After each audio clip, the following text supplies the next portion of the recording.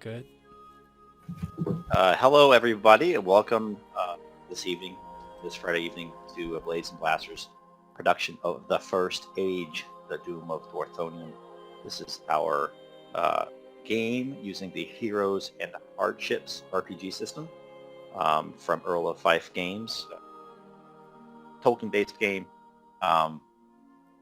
set in the First Age of Middle-earth. With us tonight is Tet, who's playing Estedir, Emma, who's playing Lineth, Wanderer, who's playing Terenion, and we have Effie playing Wyatt, a human of the House of Dagor.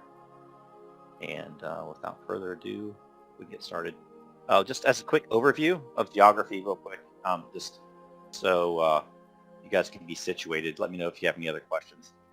Here's the part of Middle-earth we are in tonight. It's been a while since our last session. Dorthonion here is kind of the ring of mountains, you could say, where the game started in. This is the kind of kingdom ruled by the elven brothers Agnor and Angrod, and that is where Estedir, Lineth, and Terenion kind of started their adventures. Ladros, or Ladros, pronunciation is correct, is kind of a land gifted to the House of Dagor, and those are humans. And Quiet is of their king. And towards the end of the last session, all of the player characters in their own way ended up over here in Himring. Now, Himring is a kingdom that is ruled by an elf by the name of Maedhros. And Maedhros is one of the sons of Feanor, and Feanor is who crafted the Silmarils. If you have any other questions, just let me know in game. This is a very lore-heavy project, so I don't expect everybody to keep it straight. I just kind of want to zoom in on the micro level and tell a good story. So here we go.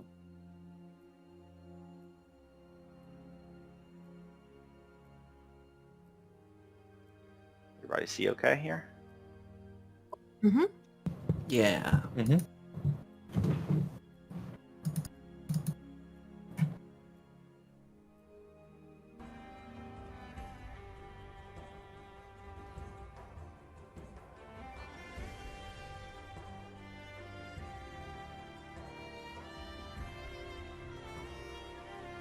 Thorondor's wings thundered as they beat against a dark night sky. You could feel the wind, chill with altitude, and the first cold breaths of winter frozen against your face. The twilight glittered with 1,000 stars against a field of nothing. But in the north, as the dawn rose bright in the east of Beleriand, you saw Thangorodrim. Once you may have thought those were strong mountains, with roots of iron. They would be enough to keep the enemy at bay. But now you may have doubts. Could it be that the delving of Morgoth has reaped reward, and that the machinations of his menacing mind devised devilry that will at last come to fruition beneath the newly risen sun and moon? You wonder. And the Lord of Eagles bears you to Himring. Here you are now as Thorondor sets you down on the topmost level of Maedhros' stronghold. A slight snow is falling, and it builds on your shoulder. Lauren moans. Immediately, elves rush to your aid. Among them is Maedhros, Lord of Himring. Startled from his evening meditations, he has sensed an ill wind, and his face is creased in ways unbecoming of the Eldar. "Who goes thither?"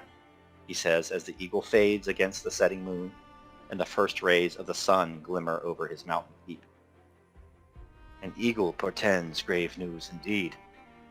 And you are wounded. And an elf in the company of the Edain is something rarely seen in this land. He beckons. Come forth, come forth. We will render what aid we are able. But what doom do you bring to us, unlooked-for company that arrives at dawn?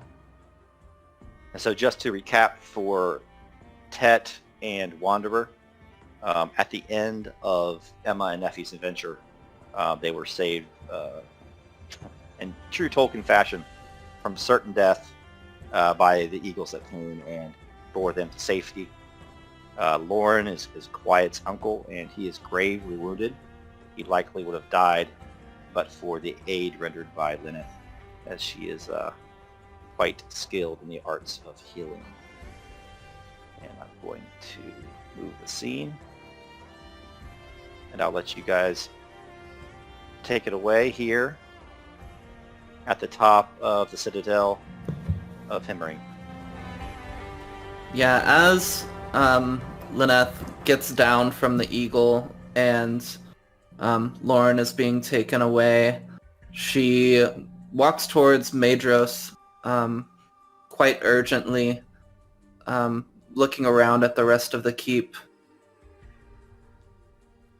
Dorthonion is under attack.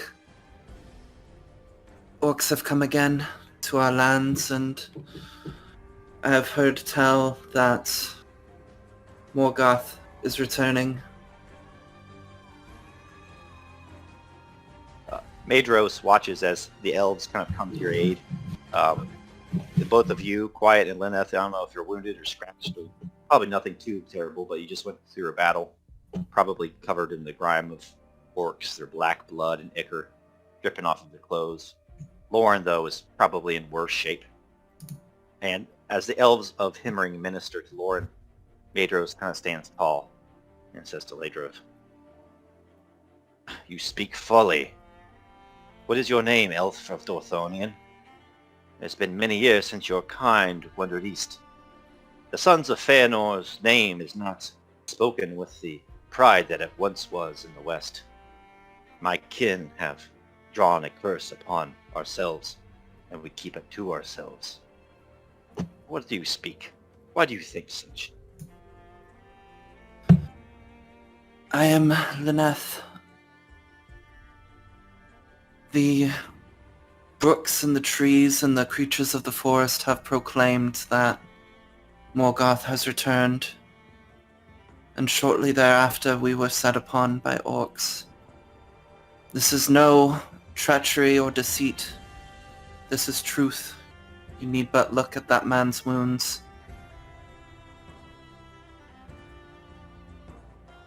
Quiet, what are you doing? Well, she's of course looking between the two, watching the interaction, feeling incredibly out of place. But then she finally points over to her uncle. He's been poisoned. Maedhros kind of rushes over to him and looks down, and Lauren is conscious, but barely so. He's very pale. He said, this man would have passed if not for elven healing." He looks up to Lineth. "Is this your doing?" It is. I have been blessed with the gift. Please, can you aid him? "My people will render what aid we are able." And he looks at you, Quiet, and looks you up and down. His eyes are terribly gray, and I use that word terrible in those kind of, the eyes capable of great kindness, but also great wrath and cruelty. Quiet, could you give me a lore check? Whoa. Yeah, lore. Let me see. A social skill? I think it's knowledge. It's not going to be too terribly hard. The TN's only going to be 15.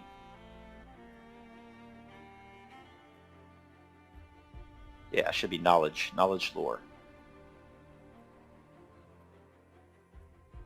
Which menu is that? Mental skill. Oh, mental. Okay, so it's knowledge, lore. Mm-hmm. And it does look like you're trained in it.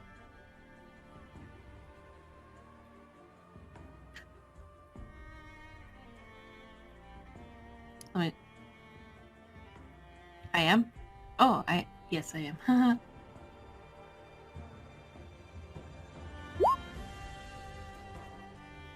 Not good, though. Not good at all. What you notice, Quiet, is this This elf, very strangely, is missing his right hand. And it seems to you, at least, that everyone here seems to pay deference to him.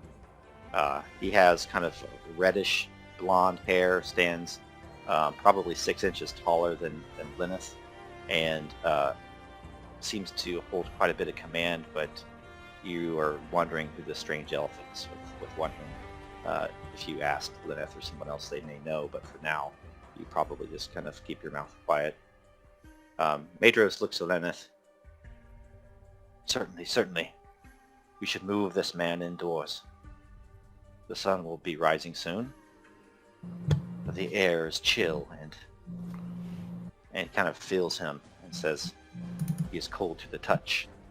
We must move quickly if he is to be saved. And then he says to quiet woman, from where do you hail?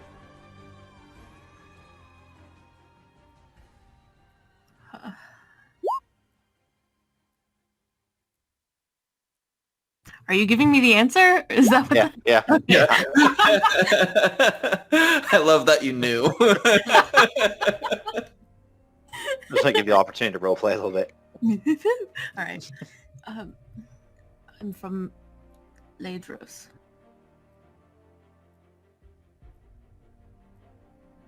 Likewise, the House of Bayor has not been east in many a year. I would like to talk with you as well. The eyes and ears of women and men of the House of Bayor see much. Their perspective in their short lives is much different than mine. And a different kind of wisdom comes of it. I would like to hear your tale. And he points to Lauren as, is he one of your kin? He is my uncle. Very well. Then we will make sure he does not perish.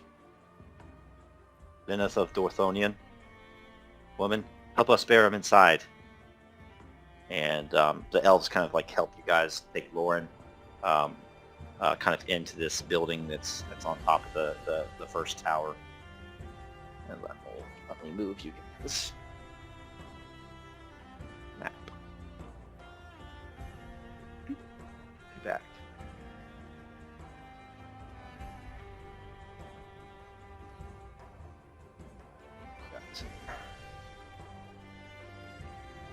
I think as they're walking down, Lineth will keep talking to Maedhros. As they're hurrying to get Lauren kind of aid and they're kind of all moving together, she'll urgently ask him, do you have means to get a message to Angrod and Angnor? They were traveling north out of Dorthonion when the attacks happened. They need to be informed somehow. Most certainly. I will send a messenger with utmost haste, but this news is still a shock to me. It is most startling. It has been many decades since I visited the siege lines at Thingordrim. The last I heard, all was well. It is truly a surprise to us all. That's why we must make haste and urgently prepare for it as best as we can, now that it has come.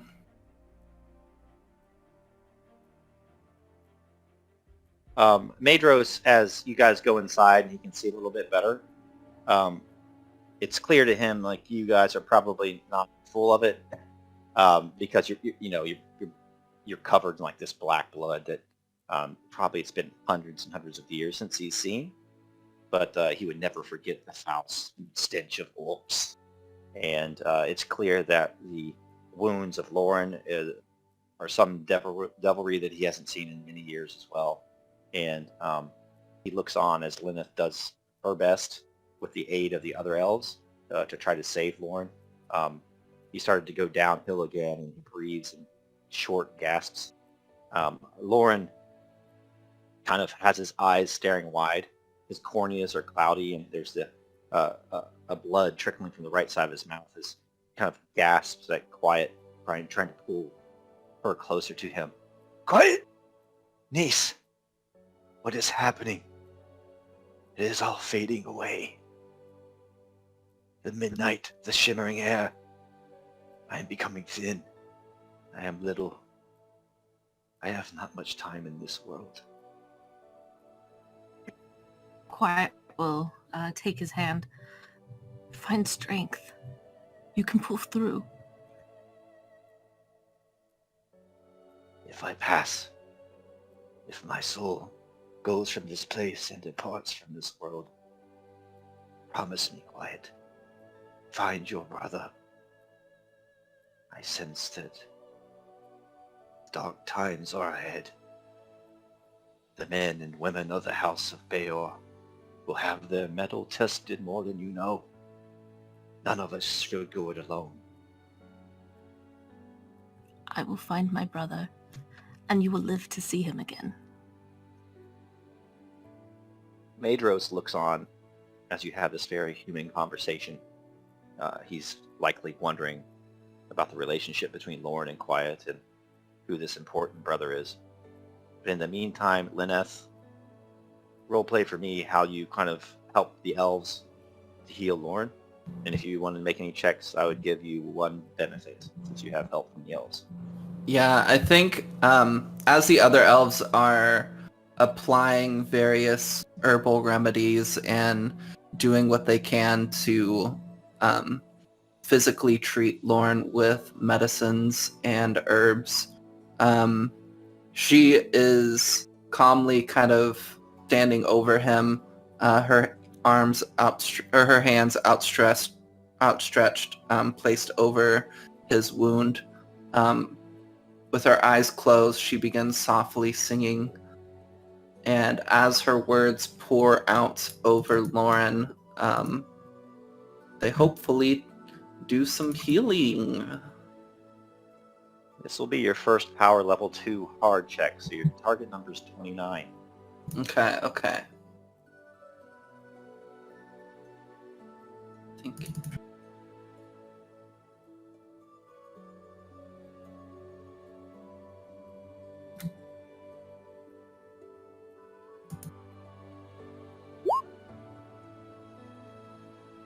Saved. Tell me what it looks like.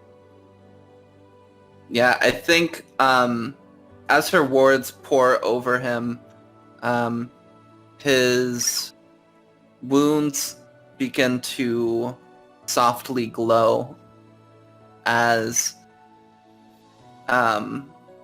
this kind of healing energy kind of overtakes him.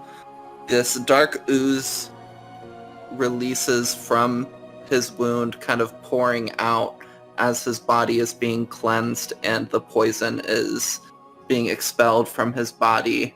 And then the other remedies and things that the other elves are kind of preparing and using on Lauren to heal him begin take more of an effect now that the poison has been extracted. Lauren gasps new life. Quiet. Quiet. I'm here. Niece. Am I still among the land of the living? Do I perhaps see one of the lords of the West? Kind of looks to Maedhros and the elves standing near, and then sees Quiet's face, and as recognition dawns in his eyes, he tilts his head back and crashes against a pillow. Ah, I can feel it in mine heart. I will live to see another day, though I dare not say I will live to see another year or 2 or 3. Do not speak of such things. She'll look over to Lineth and the others. Thank you so much. Lineth softly smiles and kind of nods towards you.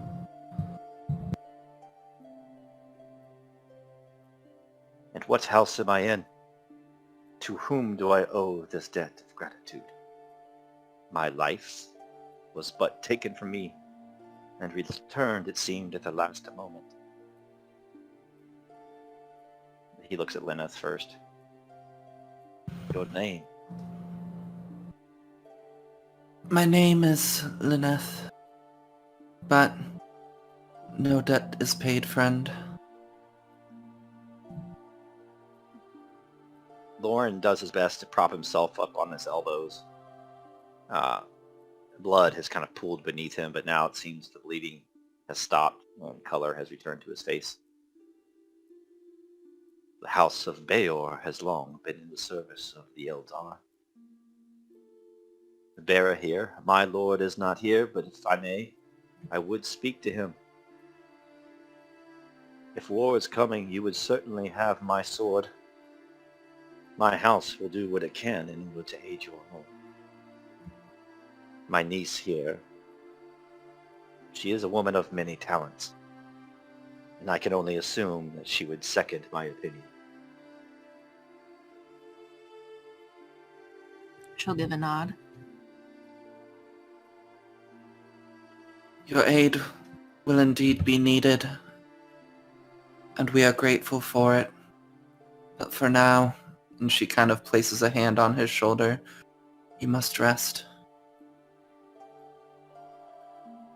He, at first, kind of leans back and collapses to the ground, but then comes to a knee and struggles up, even like almost pulling quiet to the floor as he uses her as a crutch and pulls himself up. It is not time to rest. Not when my life was nearly taken from me by such foul treachery. It seems that the enemy rises again in the north. Have you spread the news? Lineth looks towards Maedhros at that. Yeah, Maedhros just nods to Lauren. And then he says, Indeed they have. Indeed they have. At this point, the sun is starting to rise in the east, and it's up over the mountains. The next big mountain range to the east would be the Blue Mountains, which would be kind of the western border of the Middle Earth. Most of us are very familiar with. But this part of the world is not yet under sea, so it's just that next mountain range to the east. And so the Blue Mountains cast long shadows over Himring, and the sun rises and it comes through these windows and falls over your faces and brings a new light. And as that happens, you hear what sounds like a great horn below, and it blares a few times over and over again. And Maedhros goes to the window, and what looks to be almost a smile lights onto his face. He says, "All of you, come hither, come hither," and he kind of ushers you outside. And we follow. Well, Yes. I follow. We'll follow. Yeah.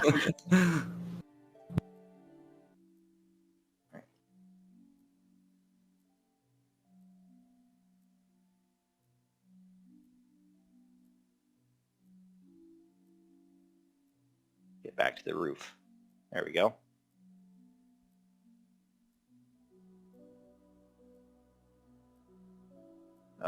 Even if you try to tell Lauren to stay back quiet, he'll just kind of follow you outside. And what you see below, winding up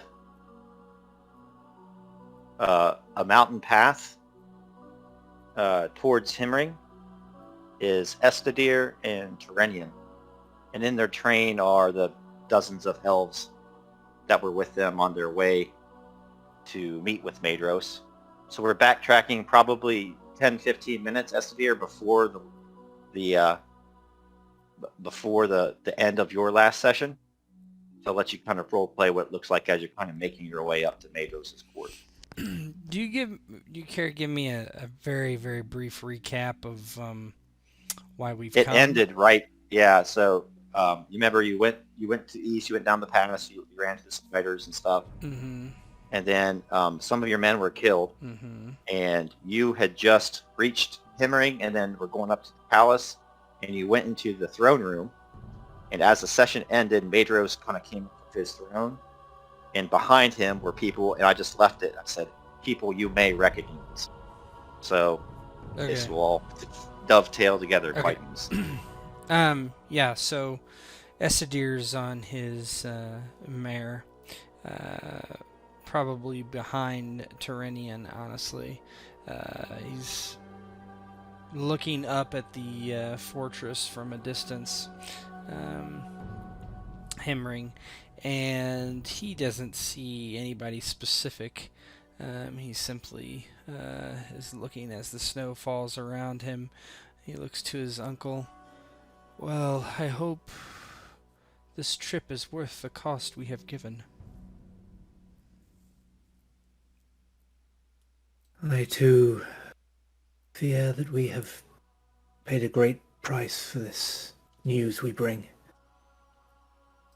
And as he says that, he sort of reins in his horse and looks back over the elves that follow them and kind of silently counts them just to make sure no one else has sort of fallen by the wayside since they started riding down into the valley, just in case anyone else has succumbed to their wounds.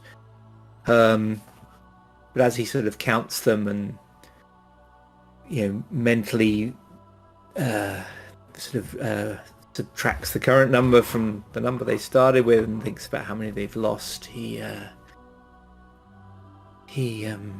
turns back to Estedir and says, "This war has not yet begun and already too much blood has been spilled. Our enemy but tests us. It was I fear quite a dark test. days. A spawn of Ungoliant. It surely was.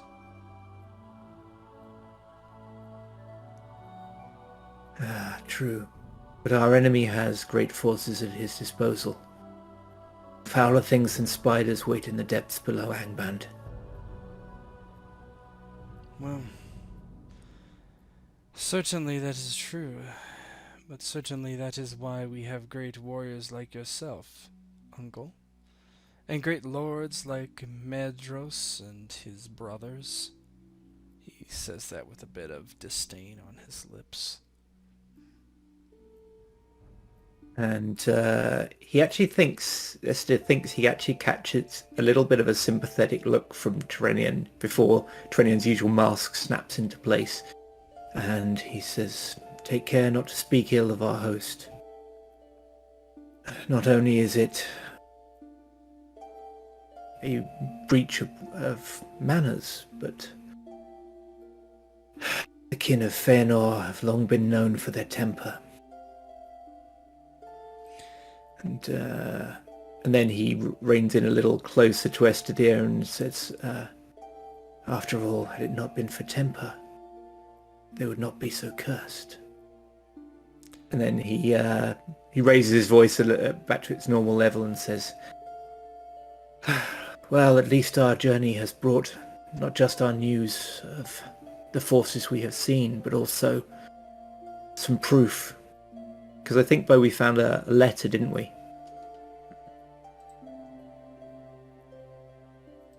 Bo? He tripped on his cable. Yep, you did. We're about to call 911. Can you hear me? Can you Yeah. hear me? Yeah. Yep. Okay. So Terenion looks back at Estedir and nods and says, "Well, we should see our men into the fortress and go and seek audience with its lord." Estedir nods and he basically pulls the reins of his horse and turns it towards the path and will follow. I'm not saying anything else currently. Yeah, and Terenion draws himself up to his full height, tries to remove any trace of pain or weariness from his gait, and summons all the dignity he can, which is fairly considerable, as he leads his battered force into the citadel of Maedhros.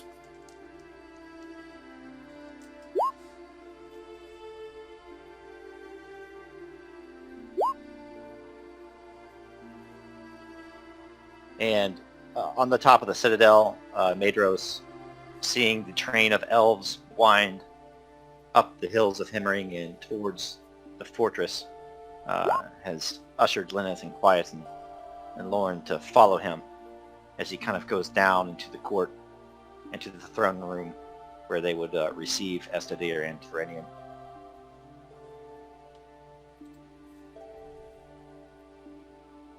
And yeah, I'll let you kind of tell me what it looks like as Estedir and Terenion kind of roll in there with your soldiers.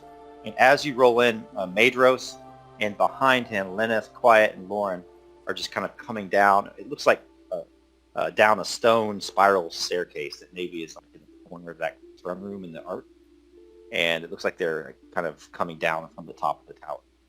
And you can let me know what you guys look like as you roll in. So Terenion will be at the head of his men, and he walks in with a great sort of sense of his own dignity and the occasion, and he walks forward in the room, not looking to the left or to the right, just looking at Maedhros, but not locking eyes with him. His eyes are slightly downcast, but not too deferential. And when he gets forward to the foot of the stairs, he bows low and says, "My Lord Maedhros, we bring news from Dorthonion. I am Terenion, and this is my nephew, Estedir, and we have travelled long and hard to bring you ill tidings. I ask, before we speak, if my men may seek the comfort of your house to have their wounds dressed and their spirits refreshed, for they have seen dark times." Maedhros comes down the stairs, at first alone, and then behind him comes Lineth, Quiet, and another man, Lauren. All of them look more rough for wear, some of them covered in blood. Maedhros says, "Estedir of Dorthonion, ill tidings indeed you bring. But they are not tidings that I have not heard already. Those who speak of the doom of Dorthonion have arrived in this house not an hour hence."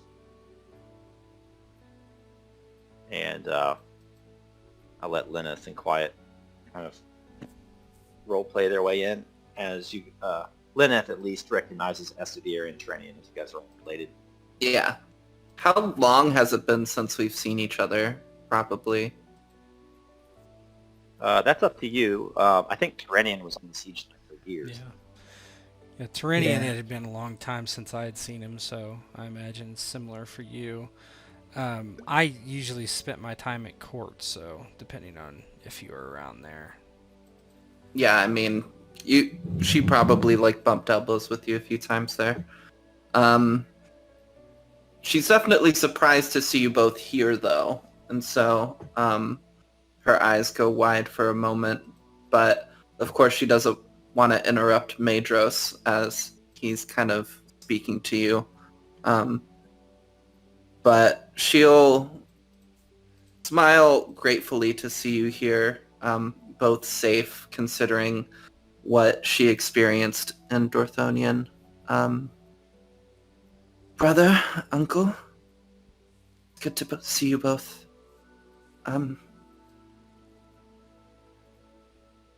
We were set upon by orcs in the forests, and by sheer luck were saved by an eagle and brought here to safety. Allow me to treat your men as best as I can.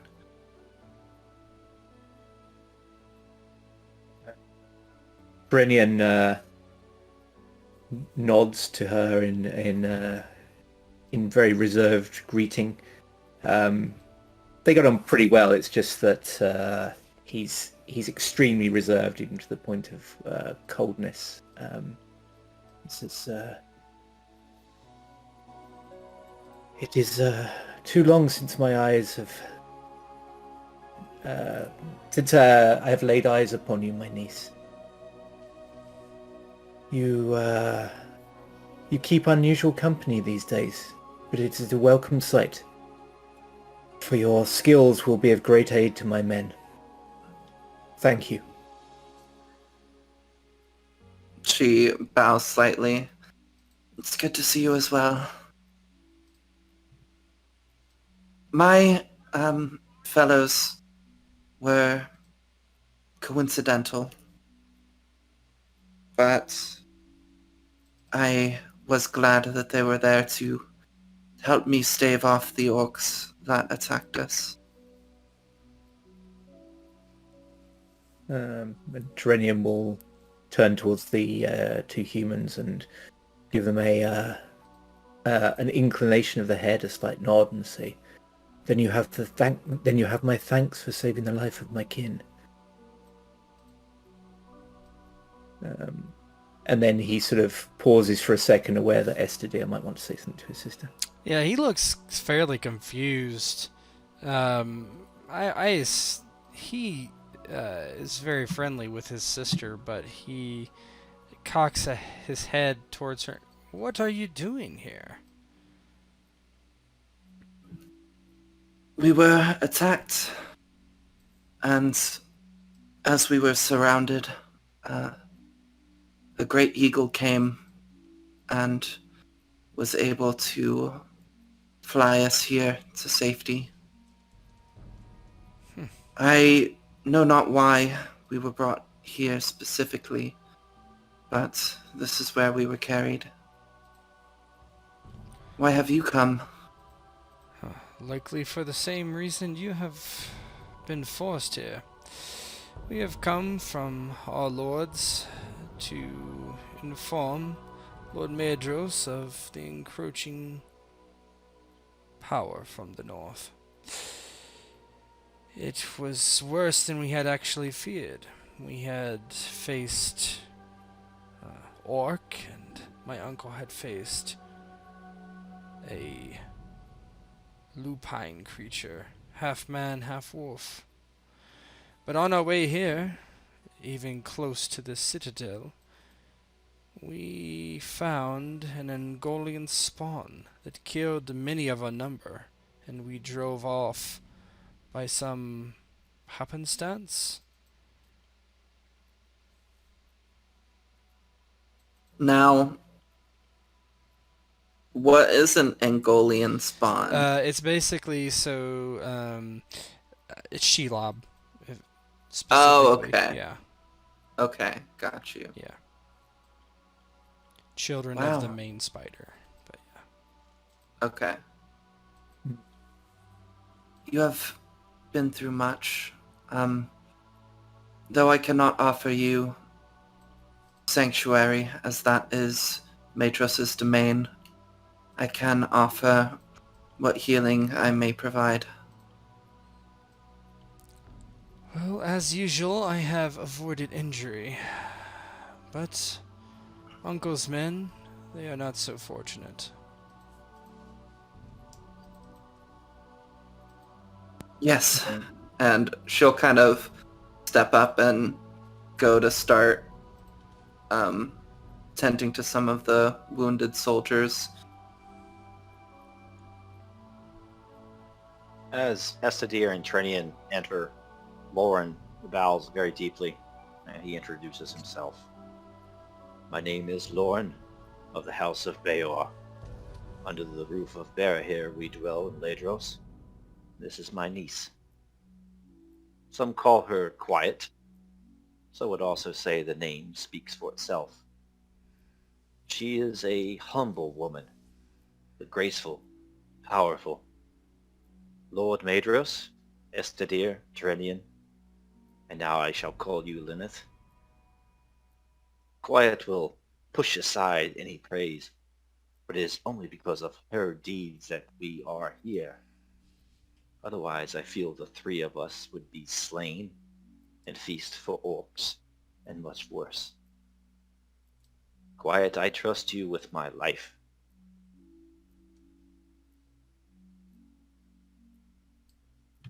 Quiet, in response,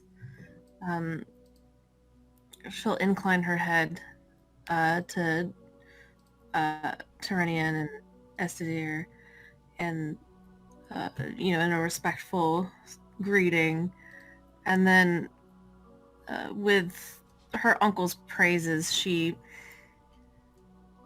doesn't exactly give him eye contact and gives him a bit of a nod. And her demeanor isn't meek or anything. It's more, she's been watching all of the interactions, very curious, but also reserved.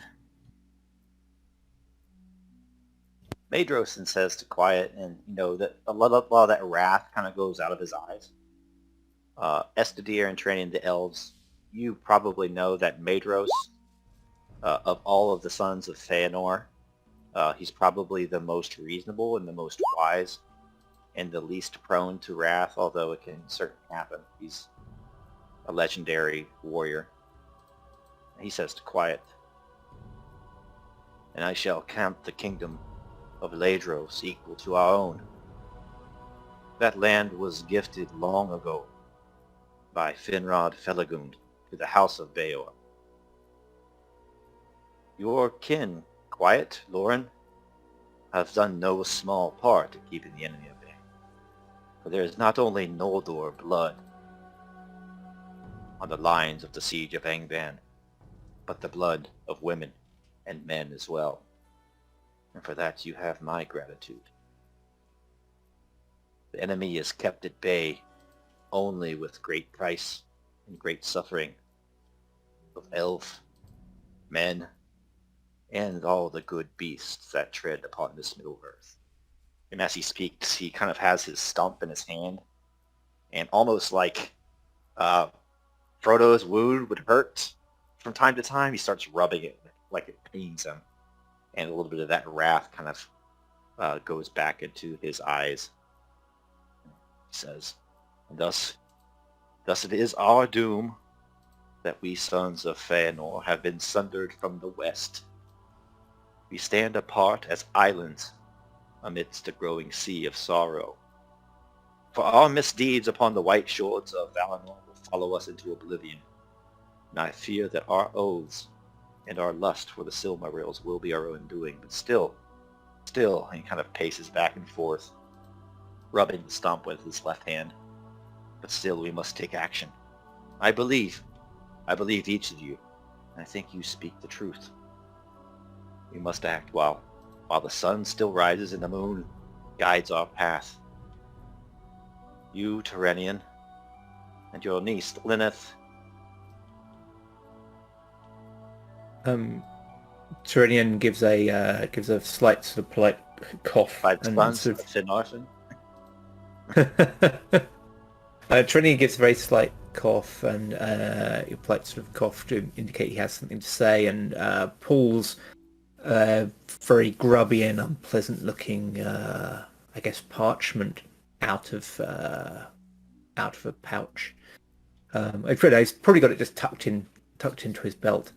And he says, "My lord, if I may, I would apologize for bringing such a foul thing as this into your house, but the times are dark, and any intelligence of the enemy's movements is worth a little unpleasantness. If I may." And he You make a indicates faux pas and try to give it to his right hand.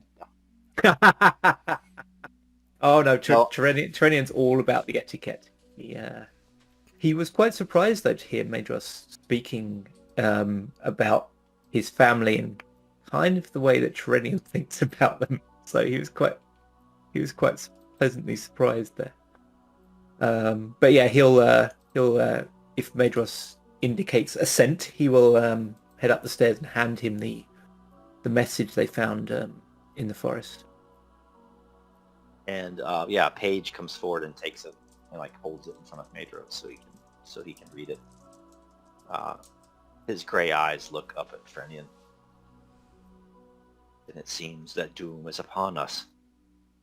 Is there anything that we could do? I've already been asked by these folk, and he kind of points to Lineth and Quiet and Morin, to send messengers to the west, to Dorthonion, to Maedhros, even to the siege lines themselves. Is it true that the sons of Finarfin have ridden north? And that's the brothers. Yeah, they did, didn't they? Just as we were leaving. They did. Mm-hmm. Yes. The tidings you have heard are true. The lords Agnor and what was it? Agnor and I always have a hard time remembering their names, but their names are Agnor and Angrod. Angrod. That's right. Yep. I keep wanting to say Angband. That would be bad. And Agnor and Angrod have indeed ridden north with a host at their back. I fear that our enemy has put in motion plans long in the making. His forces are vast, and it seems that he has tunnels and secret, dark, deep ways that range beyond the lines of our armies. We must be wary, for we may be attacked from the rear. There may be many other forms of cunning, devious treachery that our enemy has planned. I fear for the future, but we will do our duty as always. He stares down at the note and the Page puts it away. And then he turns to Maedhros, Quiet. What say you, woman of the House of Beor? Your fate has become mingled with that of the Eldar. And the women and men of Maedhros are noble indeed. As I said before from this high tower, you see things at times during your short lives that we undying elves often do not. What counsel would you give? Oh, jeez. As a player, question, like... Think what humans care about. You know, family, home. You probably want to protect your home, your brother. Okay. Don't overthink it. You're just a human. You're short-sighted, human. Yeah, we're setting the bar low because you're a human. It's okay. Wow. We care for the lives of those around us, the people we interact with, our families, our friends. We'll want to protect that at all cost.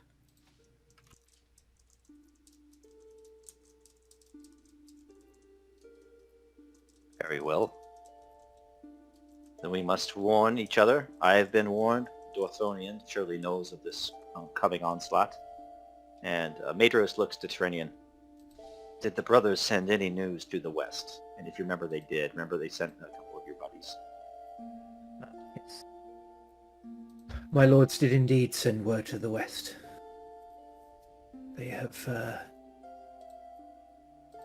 some doubts as to whether the enemy is truly on the march or whether he merely tests us. But they have chosen wisely the path of caution and are summoning all of our allies.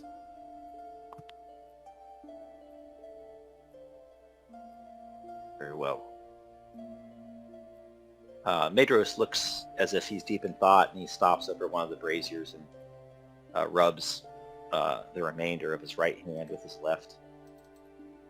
Lineth, could you make me an essence check again?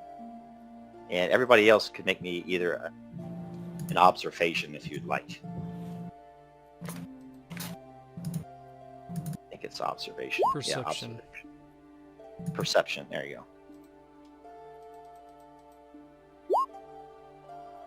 Almost beat her. She's got a lot of dice. Yeah. I didn't know she was going to make that heal roll earlier. I think you've got an Oh, injury.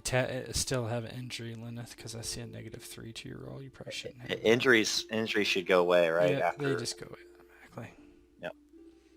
So there will be a box that says injury. You can just delete that. Okay. It's under break threshold and all that stuff. Yeah, I found it. Thanks. So actually it was a 36. Yeah. Is Quiet going to make one?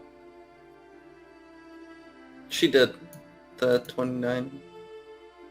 Okay. Yes. Yours is the highest.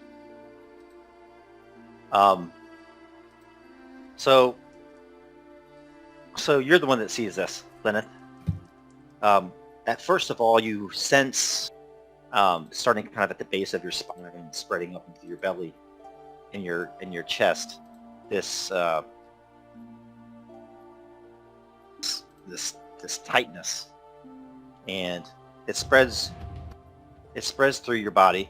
It gets stronger and stronger, and you don't know what it means, but you're quite in touch with the natural world and the comings and goings of the seasons and the animals. And in from one of the windows, Lineth, you see a hot air kind of blows in. The snow is turned to rain, and sleet kind of whips in through the window, and you see a single burning ember float through the window, and then, as of its own accord, it kind of gets your attention and starts to go back up those steps that you just kind of came down. And you kind of hear a whisper in this fell wind, "Follow me, follow me."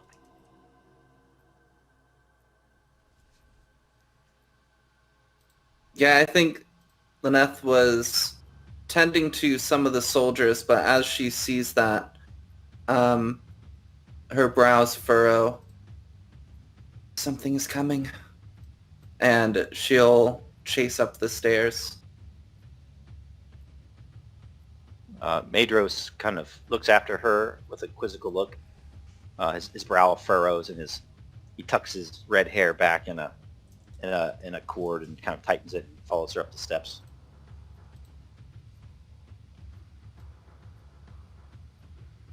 Quiet is gonna look over to her uncle, kind of with a quizzical look. He still has his sword and his bow, and he kind of puts his hand on the pommel of the sword and gives her a nod. This elf knows things we do not. Stay close to her. Perhaps we will avoid danger. Although, I have little hope of that. She'll give him a nod and follow up the stairs then. Estedir and Terenion.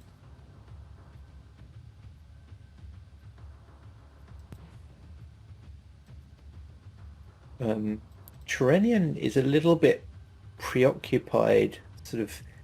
He doesn't really realize he's doing it, but he's giving Maedhros quite a considering look, because Estedir and Lineth will probably know that Terenion actually, he doesn't discuss it in public, but he's got no time for the House of Fëanor at all. But he was really surprised that Maedhros was kind of admitting to the kind of stuff that he would have leveled against them as accusations that, everyone's quite possibly doomed because of them, and that they've their house is responsible for the sort of greatest crime in Elven history, and he expected kind of it either not to be mentioned or there would be some sort of evasion or excuses or denial if anything came up. But this has actually quite surprised him. He'd heard that Maedhros was the most reasonable of the sons of Feanor, but he's actually starting to believe it. And he sort of came in here with a polite mask on, but he actually seems to be thinking that maybe Maedhros isn't quite so bad after all. And it's not often that Terenion changes his mind on stuff, so he's preoccupied enough that his normally flawless polite mask is actually slipping a little bit, and he's plainly giving the Lord of the House quite a sort of appraising look.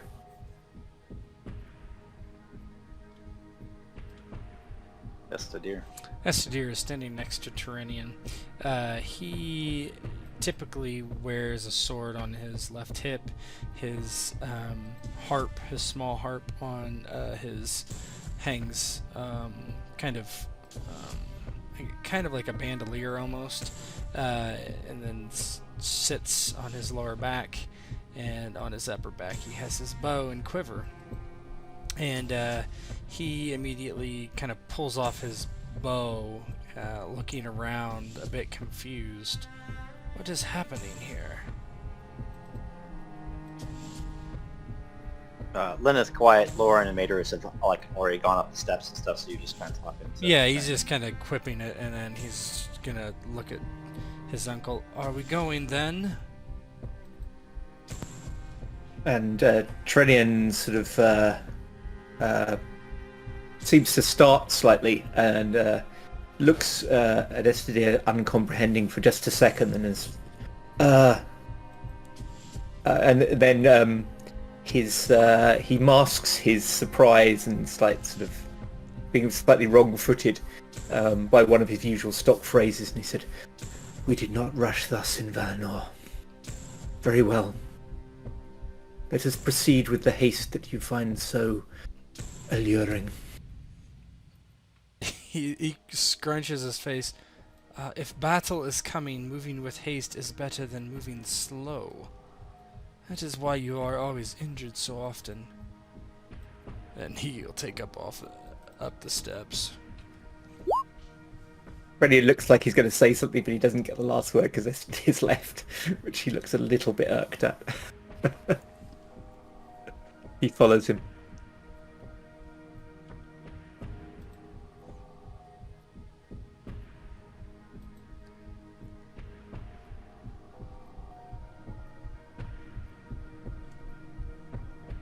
So as you run to the top, Terenion and Estedir, or saunter casually or not so casually, you see Maedhros, and like I said, he probably stands like 6 inches taller than all of you, and his gaze is fixed to the north, and each of you can see smoke rising 75 miles to the north from one of the highest parts of Beleriand. That's where you are right now. Smoke is rising from 3 great mountains. That has not happened in 500 years. Maedhros is so shocked he is silent. Quiet and Lauren has never seen anything like it, so I want to get Quiet's reaction first. So 75 miles is a long way away, and I'm trying to imagine it as like an actual person. You can see the Rocky Mountains like from a long ways away. You gotta understand, I've never seen the Rocky Mountains in my life. Well, this is Middle-earth mountains, which are more 10 times more. So, I need to get out more. So basically, the scene is like they're looking up at the mountains and they see. There's like smoke, and they look like they're on fire. Yeah. Okay. They are volcanoes, aren't they? Volcanoes. Think of like smoke coming from a volcano that's been dormant for 5 years. And it's massive. It looks massive from this far away. Yeah. I mean, you can see it like 3 jagged teeth on the horizon. Okay, yeah. Quiet is going to approach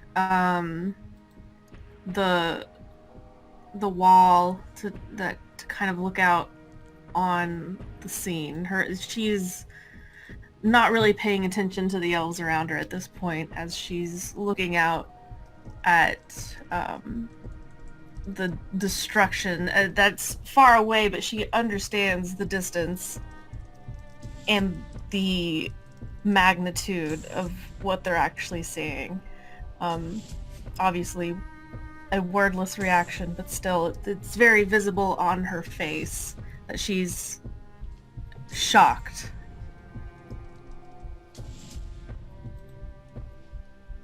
What are the elves Terenion. thinking and feeling? Terenion goes to the battlements here and leans out and then says with he's obviously a heavy heart,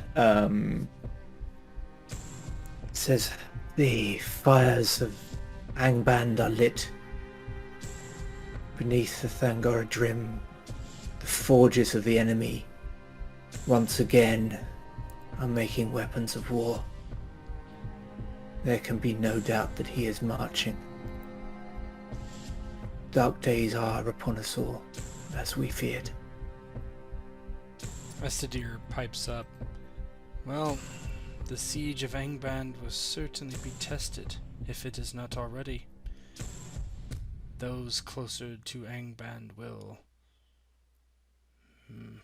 either perish or fight a heavy, heavy battle. One that will kill many.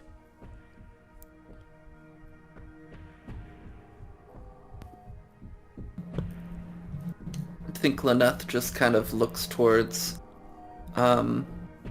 Terenion. What are we to do? Your brother is right.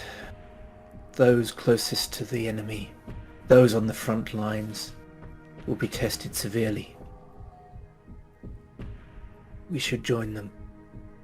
And he looks over to Maedhros and says, "With your permission, my lord. I have spent many a year at the forefront of the siege, and I would return there, to fight or die at the side of the men who have served so valiantly for so long." Estedir is shaking his head. You think marching straight ahead is the wisest course of action? To die needlessly? We can do more, I feel. What it is, I do not know. But a common soldier, Lineth and I, are neither. I have men that need my command. I know you know nothing of this, but it is a responsibility that I take most seriously. What about this responsibility of your family? And Terenion sort of blinks a couple of times as if he doesn't quite know what Estedir is saying. He says, "Well, of course, you will march with me, I am sure. And your safety will be my responsibility, just as the safety of any of those under my care." Just as your wife's was under your care as well, our aunt. You cannot save me from this, uncle. Do not pretend that you can. Terenion steps forward and he looks for a second like he's gonna slap Estedir around the face, and then he becomes aware that Maedhros is there and the humans are there, and instead he says in very taut tones, "Have a care with your words, nephew." It is not I that wish to bring up old wounds, uncle. It is I that am trying to get through to you. You are one... man's not the right word. You are one warrior amongst many. A great warrior, certainly.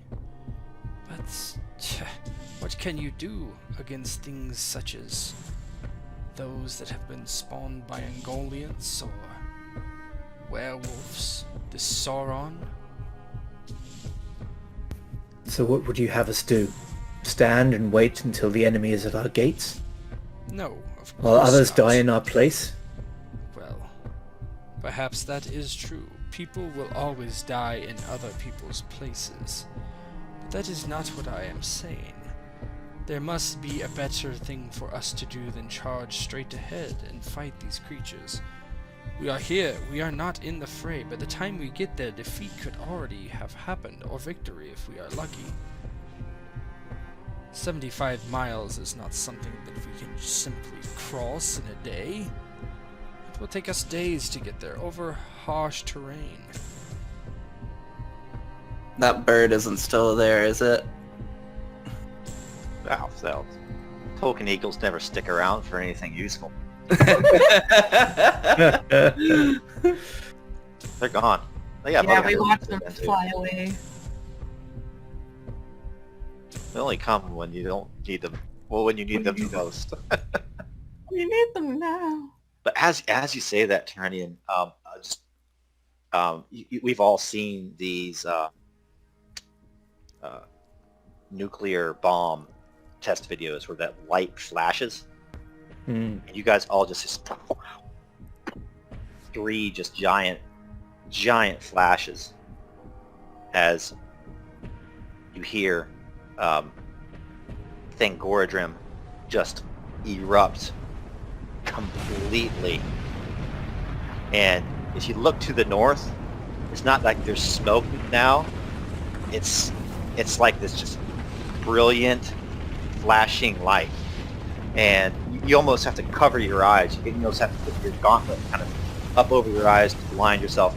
And as your vision comes back, you see just rivers of blinding light flowing from the north, running with great speed across Ardgalen. That perfectly manicured, tended to project of the elves, full of green and living things, and things that flew and things that run 4 feet, just decimated as basically lava spews out of Thangorodrim, races over the plain just with extreme speed. And then we'll have a little cinematic as what's going on down below, 75 miles to the north, closing in on you very, very quickly. So begins the Dagor Bragollach. And on that day, a day of infamy, that will be called the first day of the Dagor Bragollach, the battle of sudden flame. An ill wind grew in the north. All was quiet, and the wind swelled, brooding and smothering, hateful and blistering. But there was a great roar, and it let loose like thunder and like the collapse of the heavens. And the horde of Morgoth came. First, a torrent of flame erupted from the peaks of Thangorodrim. Like fiery death, the rivers of molten rock came, flowing over Ardgalen and swallowing the siege lines and fortifications of the Eldar as an ocean would the sandcastle of a child. And great was the sorrow on that day, and horrible were the screams of those dying upon Ardgalen. That was known thereafter as Anfauglith, the gasping dust. Elves and horses fled, but the retreat was in vain. For the molten rivers of Morgoth were swift, and they were burned to the death. And the army that came after was harsher still. For during that time there erupted from the ground hosts of orcs and trolls that had not been yet seen in Beleriand. And among them, as generals and terrible lieutenants, the Balrogs, terrible servants of shadow, flame, and horror. And so it was that the hope of the Eldar withered. But it was not without a glimmer of hope. For on that day, like two glittering stars among the burning battlefield of Anfauglith, were Angrod and Agn, lords of Dorthonion. Several times did the sons of Fingal, and several times did their horses, black and red with the grime of battle, turn again into the fray. It is said that on that day upon Anfauglith, where many perished, that those that number the dead would have been greater, and that Angrod and Agnor covered the retreat of no small number of the elves unto the northern marches of Dorthonion. But in the end, the brothers faltered and were slain upon that first battlefield of the Dagor Bragollach, the Battle of Sudden Flame. And just to your eyes, looking like 75 miles from the north, just all light, and it's like you can see, you know, in this epic way, like, you know how Gandalf rode out across the fields of Pelennor with that light shining down? You can kind of see the brothers there as they're kind of fighting against the darkness, and then they're just smothered, burned up, and you just hear screams rising into the air, drifting to the south. You can already taste the soot in your mouths as this 75 miles that you thought was so far away becomes very, very immediate as all this army just kind of erupts from the ground. And I'll let you guys give some roleplay.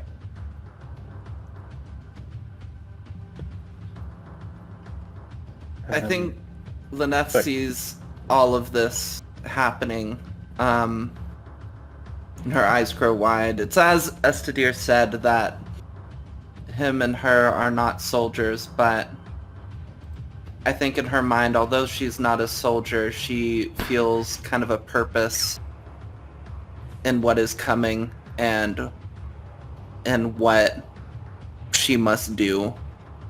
And as she sees these flames erupt and this scene kind of commence, her mind immediately goes towards this keep's kind of defenses, and particularly the soldiers that just came with Terenion and Estedir, the various wounded, that if she were able to heal them, who could help defend this place and wherever else they may find themselves shortly. Soft words kind of erupt from her lips as she simply says, I need to tend to your soldiers. And I think she's going to begin kind of rushing downstairs, unless she's stopped. Yeah, Terenion nods to her in thanks. And he turns to Maedhros and says, My lord, my men and I are at your disposal. And then he turns to Estedir and says, Unless my nephew, who has never yet fought in a battle but seems to know so much about them, has other ideas? He looks over to his uncle and just like gives kind of a, I don't know, a grimace. I have fought in battle enough to see orcs slain elves, not but several weeks ago. I will fight here, but if it was yours decision, we would be engulfed in flame now, uncle. So perhaps heed caution. Terenion points out to where the light of Egnor and Angrod is on the battlefield and says, That is where we would be now, my nephew. Not engulfed in flame, but the side of our lords, who even now fight, preserve us all. And if they Their fall, courage, uncle, who will save the people of Dorthonion? Who will it fall to? Strangers from other lands? No, it will fall to us. Do not be so hasty to find your own death, uncle, that would save others. You may still have a part to play yet. A glorious death is nothing.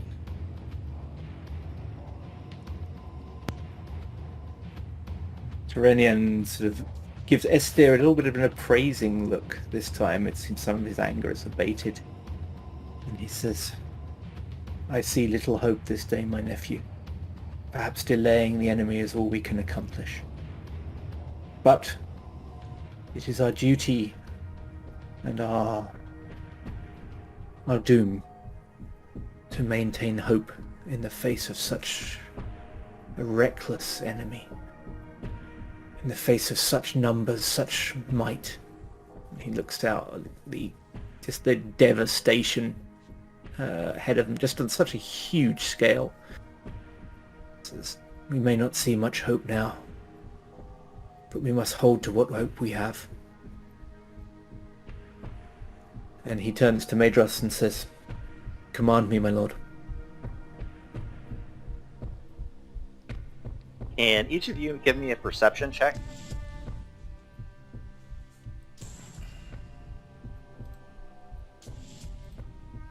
Including me? Yeah, all the player characters. You guys are all looking out across this. I mean, I went downstairs. Oh yeah, not you then.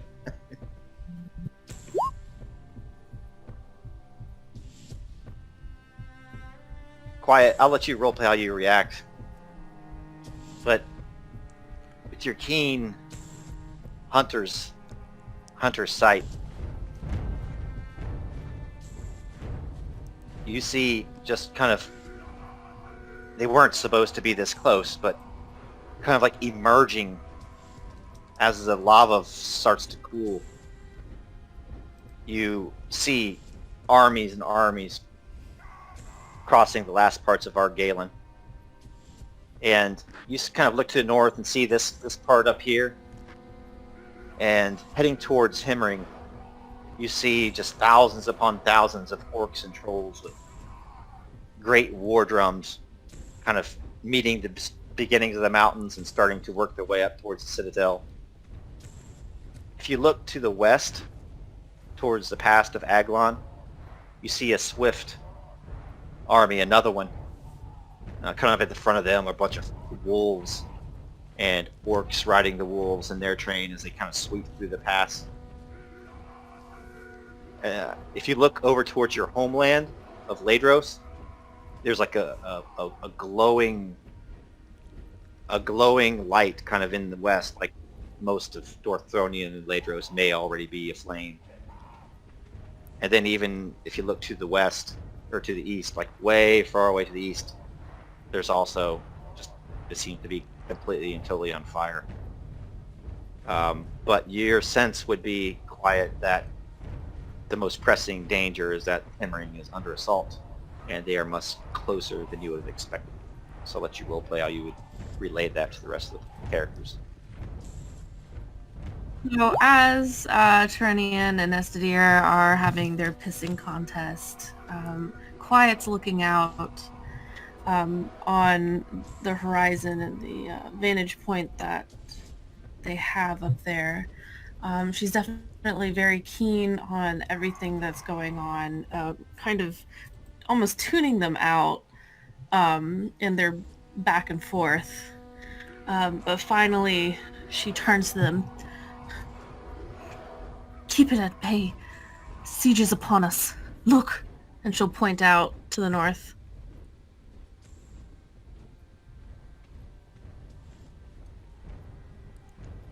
Yeah, Estedir just kind of gasps. How have they moved so quickly? He just shakes his head.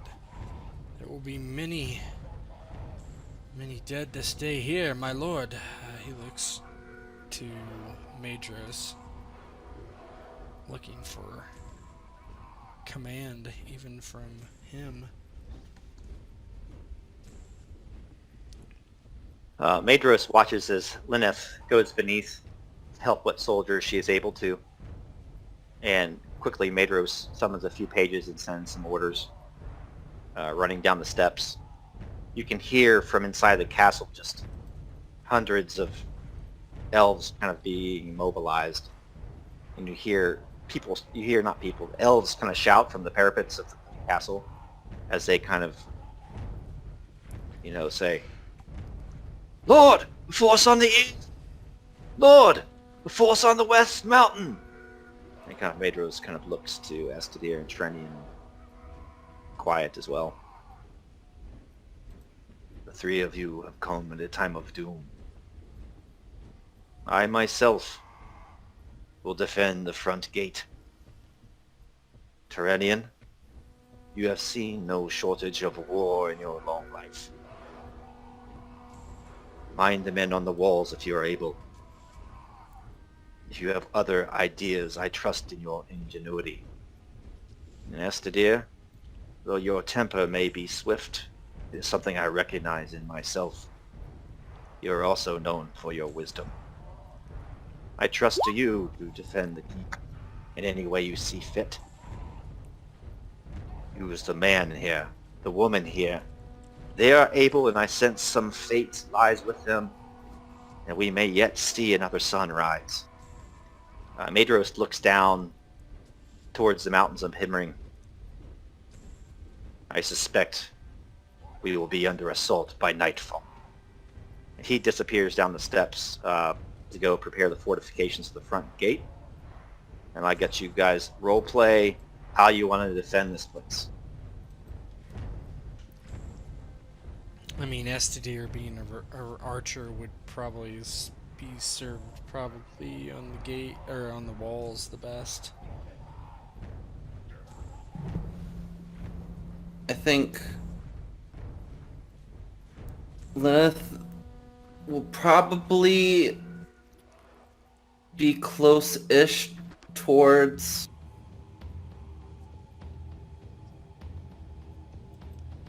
well, I guess because the doors are going to be closed for a bit, right? Until, like, the enemies potentially break through. So she may be on the wall in case anybody gets hit by arrows or anything. And then as it seems like they might break through, she's probably going to head downstairs to provide healing and support to the people down there. Terenion is going to he's going to put his archers under Estedir's command. Because much though they don't get on, he values Estedir's judgment. And he will head down into the courtyard, and the remainder of his men he will have prepare themselves to try and hold the gates if it looks like they're going to the enemy are going to break through. And if she's not sure where to go, he'll invite Quiet to come with him. Quiet, what are you thinking you want to do?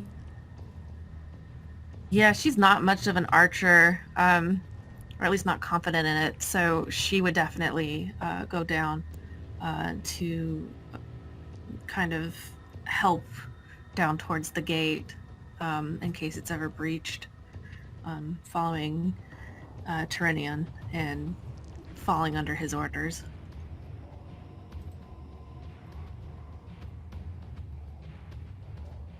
And the day passes quickly. I can't imagine how it would be to be in this situation. I'm sure lots of times in the history of the world, men and women were in this situation where you're defending a place, and if you lose, you'll be slaughtered to the last man and woman. But the day goes by. Maedhros is in the courtyard as well, down near Terenion. He is off of his horse. He has a white horse that's kind of stabled in part of the courtyard, and he gives rallying speech to the elves that are present and the two humans as well. Paraphrase, he says, "In 500 years, we have sat here, hemmed in by the mountains of Himring, safe. But now the host of Morgoth comes. This will be a long night. Not all of us will survive. But it is a special thing that the sons of Fëanor and the house of Finarfin fight as one. We are even joined by the race of men of old who wandered to Himring from the far east. The house of Beor is with us, famed for their bravery, their skill in battle. Long have they been friends of the elves. We must fight like we have never fought before. This enemy will give no quarter, and we will give none either. If I do not live through this night, I will see each and every one of you again. He kind of looks to Quiet and Lauren, except you two. No. You ain't going to the On the halls white of Mandos. shores. Get out. Upon the white shores of Valinor. And everybody kind of gives a cry, and they raise their swords. Terenion, how do you respond? Terenion will say, "My lord Maedhros, it is our honor as the blood of Finarfin to stand at your side this day. Our house matters little. Our bloodline matters little. What matters is that we are Eldar." And then he sort of pauses a second and says, "And men. And we shall stand against the foe as we have long stood against him. Let him come. He will find us ready."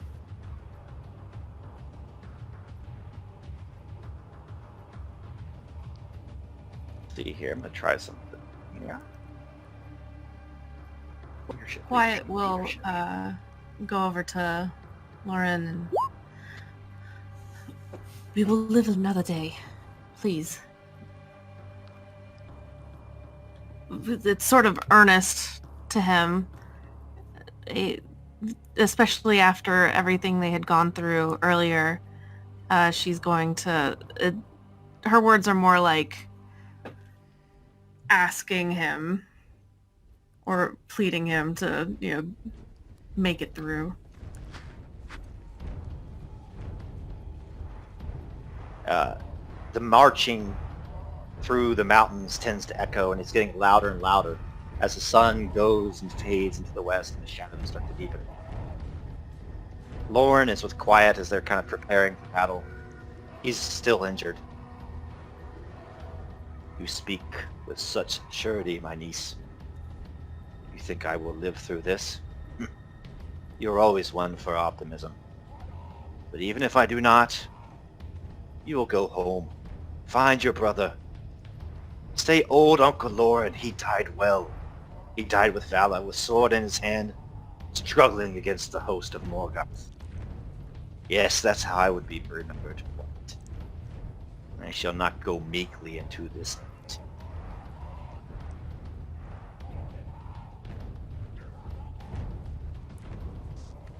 She doesn't seem to like the response.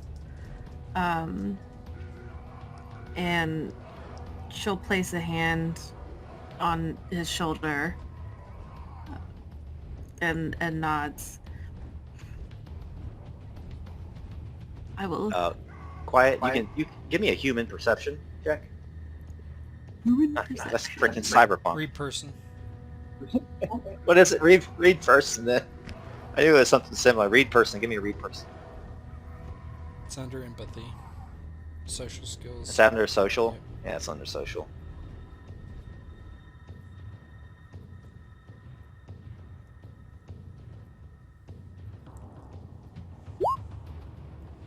Oh man. As you put your hand on his shoulder, Jeez. you notice that he's wet, sweat quiet. He's trembling. You look down, his knees are shaking. His grip on his sword, his knuckles are white. His teeth are almost clattering, and his pupils are completely dilated. And then he kind of turns to you and feels that reassuring touch on his shoulder. "You know me, niece. I am no warrior. I am more at home in the fields, hunting, farming. What would I give for a pint in the inn of Maedhros to tend to my sheep, to see my sons once again?" And I'll let you kind of say what you want, and you will be able to steal his armor.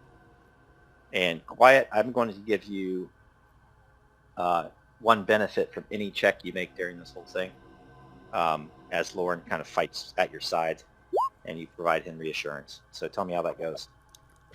Oh, she wears her emotions very visibly, and there is concern, a bit of pity, but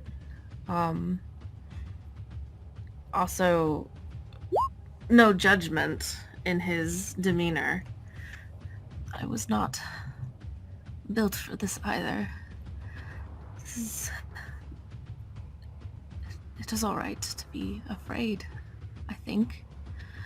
But don't let it cloud you. Don't let it consume you.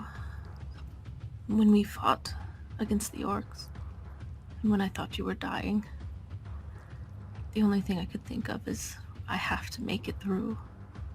I have to make it through so that I could save you.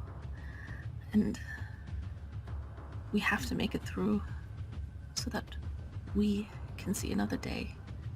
So that we can find my brother together. You don't have to necessarily be brave, as they say, but just be resolute.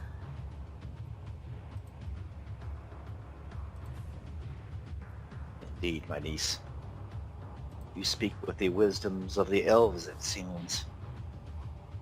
I will fight by your side, but just tell me this. If we survive this night, you will be quiet no more.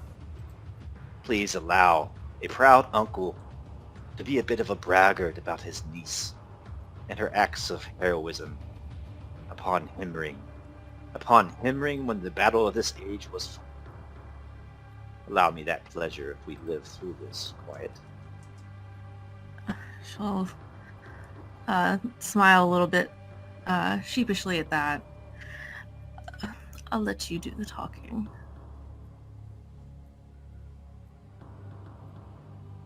Very well. All right, anything else before we start? I was just going to say that Terenion is walking among his men and just has a few quiet things to say to each of them. They're all veterans, so he doesn't need to give them much, but he's just checking that they're okay and making sure that they all know that their commander is has them in mind. What do you say, though? What do you say? Well, it depends. To each one, to one he'll sort of remind them of when they fought orc patrols together. To another, he'll sort of talk about how they made their way through a hard winter. It's something personal for each one. He's reminding all of them that though this is a dark day, it's one they've long prepared for. They've been living in the shadow of this day for a long time, and although the day is dark, that when night falls, you're actually closer to the dawn than you were before. So they should go into this day with hope in their hearts that they might win through and see a new day. Everybody gives a cheer as you say that. And as night falls, that warm wind from the north continues, and it just turns into a pouring rain. Let me see if I have some rainstorm. Yeah. There's a rainstorm right here.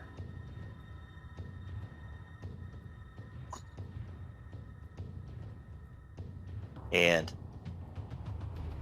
the orc marching gets louder and louder, and then suddenly the elves start to loose arrows as they come within range, and the battle starts.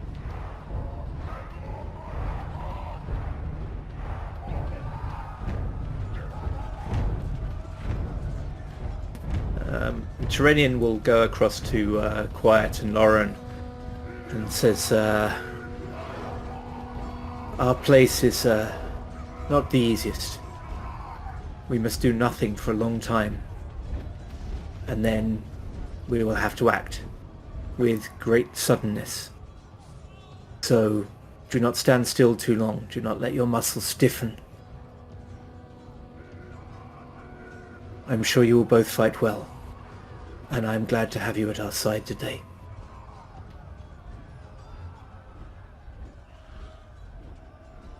We will be ready. He nods and then turns back to his men. So the way we're going to run this assault on the Citadel is that we're going to kind of go in rounds through this assault. And for each round, the first part of the round, this is just something I've kind of made up, I'm going to let you guys all kind of role play what you're doing during the assault, whether you're kind of shooting down from the walls, or you made sorties out to assault the orcs and come back in, or you're making siege works or that you prepared throughout the day, or you're trying to rally the troops. So you can use pretty much any skill you would want, and you kind of give me a role, and I'm going to narrate how that affects the ongoing battle. Okay? After you all have each had a turn in that respect, I'm going to activate something I'm going to call the what is it called? It's kind of called the horde table, the horde action table, and then something else in the battle is going to develop. Okay? And you can decide like whether you want to continue the assault or you want to surrender or try to flee away if you're losing poorly. But let's hope that doesn't happen, because I don't think there would be any surrender against these enemies. So Lineth first. As battle erupts on the walls, orcs and ladders start to come up the walls. There are some kind of hastily made catapults kind of flinging stuff against the Citadel. Fire arrows from the orcs are streaming in. What are you doing to help the siege? Help repel the invaders. I think as these ladders are coming up, maybe some orcs are getting close. Others are trying to cut down the orcs or push off these ladders. These catapults are flinging and boulders are hitting into the walls. Some people are beginning to get hurt. And Lineth is kind of standing in a central position, rushing around as people are getting injured. Maybe they're getting stuck with an arrow, or maybe just got bludgeoned by some piece of debris. She's rushing by, and she can heal 2 people at once. And so she's just supporting in that she's helping people get back on their feet and like fighting order. So what skill do you want to use to represent that? My essence, my magical ability. Oh, cool. And like you could even like maybe affect the weather and the wildlife outside. Like, you know, as they get closer to the Citadel, it's just like, oh, the snow happens to melt, and like there's landslides. They don't get a good foothold they need. That sort of thing too, right? Ooh, I mean, yeah, sure. Yeah, you're an elf. You magic. So give me an essence roll.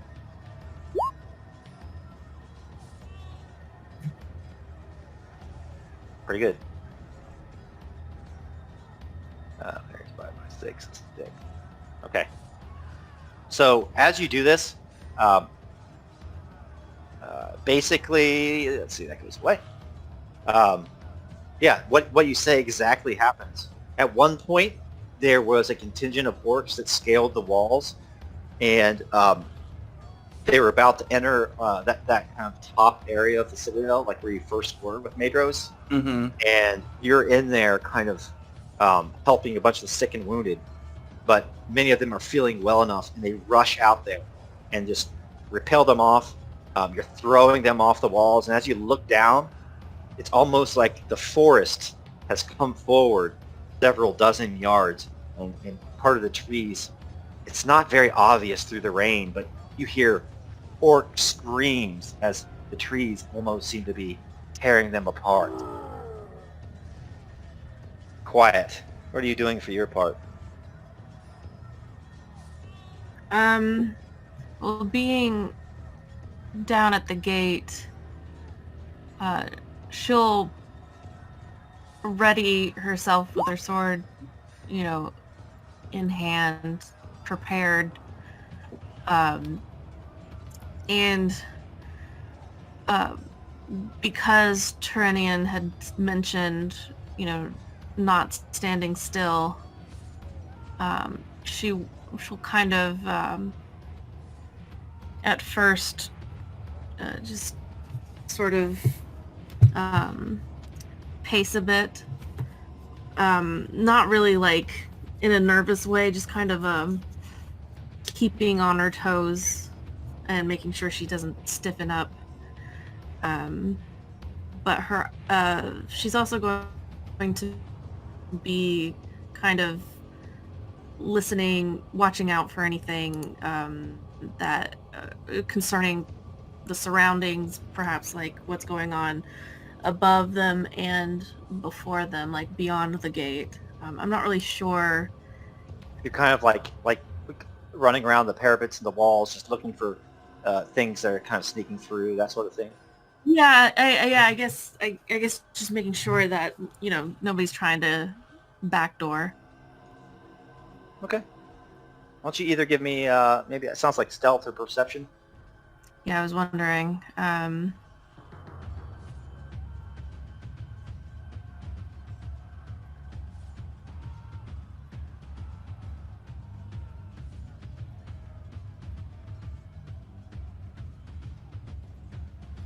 Nope, that's a...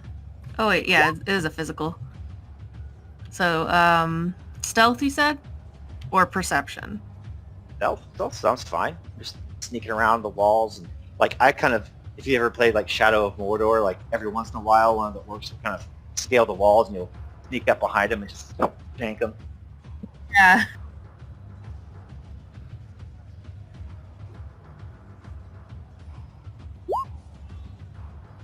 That's very good. You get another 5 of them down. So you can kind of describe it how you want, but yeah, just tell me what happens is like a bunch of them do scale the walls. They're about to head down to the courtyard and come up on Estedir and Terenion's flank, and you're just like kind of sneaking around, just finishing them off. Make it sound really cool. Oh wait, she's finishing them off? She's like fighting them? If you want. All right. First stage, man. First stage. Hey. All right. Well, yeah. Quiet is sneaking around. She sees orcs pouring over in a section, and oh man, words. She'll go through, and since their focus is on completely off from her, and she's kind of going through the shadows, she'll sneak up on them one by one, pulling through her blade through their throats, skewering them, and just letting them fall as she goes through the numbers and brings them down. Yeah, nice. Estedir and Terenion. Estedir, you go first.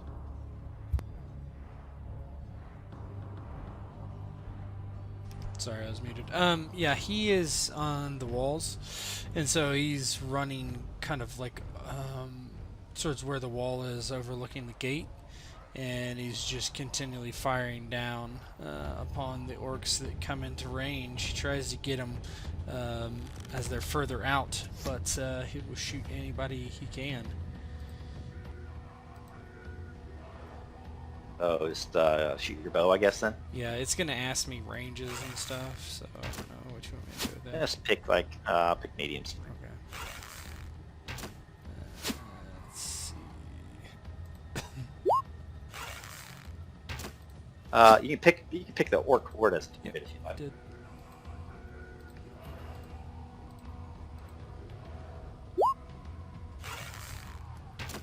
Oh, hold on.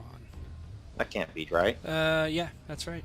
Yeah, Yeah, it because is. their It base is. defense is 18, and then my range dice, I rolled Okay. pretty poorly. Yeah. So, it looks like though, as like the night darkens, and there's a lot of them, but it's just so rainy, and some of them are. It seems like they're wisely keeping their distance at this point, because they've made several assaults on the walls and they've been repelled, thanks to the heroism of Lineth and Quiet. Yeah, tell me what this looks like. 'Cause you just Yeah, it's almost he has to shoot into a volley almost, and he does so, and one arrow falls short, the next one hits one of their metal shields. He just can't get them in a position where they are basically susceptible to his bow. Terenion. Terenion, once he sees the gates aren't going to be breached anytime soon, he makes his way up to a high place on the walls where he can see the whole of the perimeter. And he sets up a few of his men to be able to see his commands. And then he's sending sort of like skirmish parties that wherever the orcs are sort of putting up kind of siege ladders, or they look like they're going to overwhelm the defenders. He sends a skirmish party in there, and he's kind of directing his men.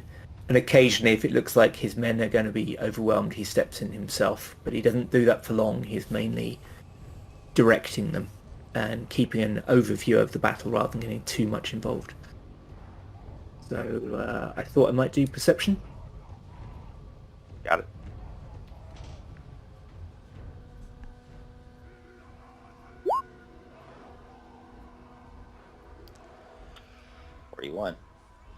That's pretty good. So whatever you're doing is working.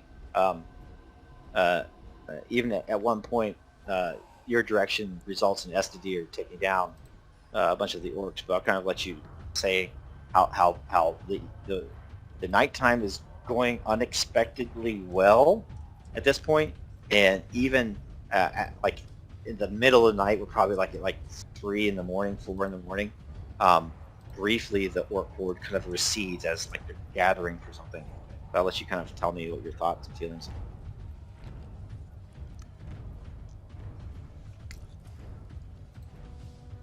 are. Terenion is trying, as usual, to remain dispassionate. He thinks about the morale of the men the Eldar who are serving with him, but not his own so much. So he makes sure he can be seen by his men, and he does make sure that when he gets the chance, whenever there's a lull in the fighting, he goes down and makes sure people are okay. He even goes down to check on Estedir at one point as well, manages to muster a few words of praise. Praise doesn't come easily to him, but he tries. And he'll also do the same with Lineth, Quiet, and Lauren as well, just making sure that whenever there are quiet times, he uses that to kind of try and boost morale.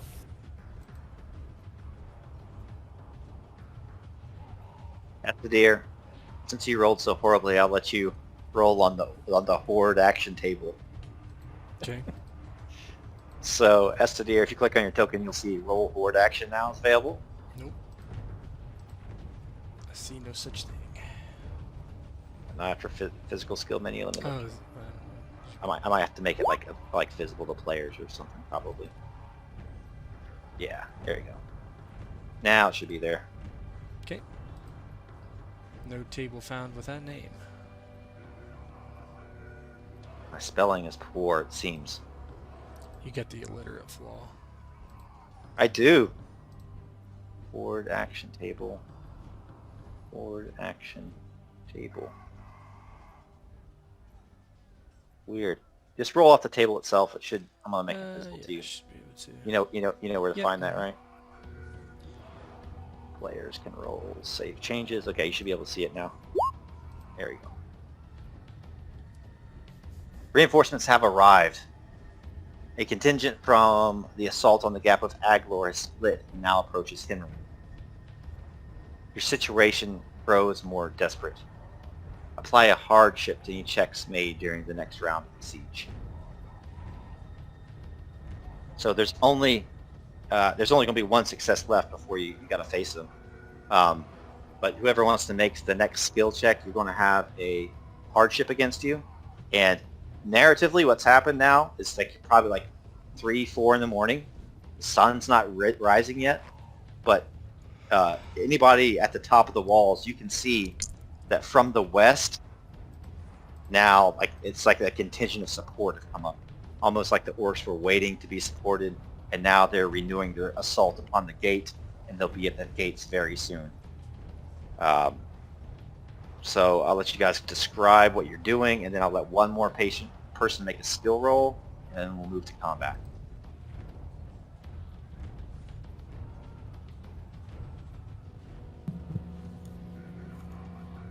I think Lineth is pretty exhausted. She hasn't been in a situation like this before, I don't imagine. She's much more used to kind of like staying in a safe location, and if somebody is injured or sick, they're kind of brought to her and she helps take care of them. But this is another animal entirely, of people just constantly becoming injured. There are enemies at the gate that, if they make it up, people could just be dead at a moment's notice. And she feels a heavy weight of responsibility on her shoulders to help keep everyone healthy. And because of that, she's trying to keep a brave face, and she's trying to keep focused. But underneath kind of like this mask that she's put on, she is very afraid and shaken by this situation. I think right now she's taking maybe a brief moment of rest as the horde has kind of drawn back slightly. To like regather their forces, but she knows that this is a momentary respite. And as you're inside providing that momentary respite, Lineth, the doors kind of crash open to one of the keeps, and you hear elves shouting, "The healer! The healer! Where is the healer? Lord Maedhros, he's been stricken!" I'm here! I'm here! And she runs towards the noise. Yeah, they carry between them, kind of half dragging. He's trying his best to walk because he's so proud, but Maedhros is with him, and he has an arrow protruding from his breast.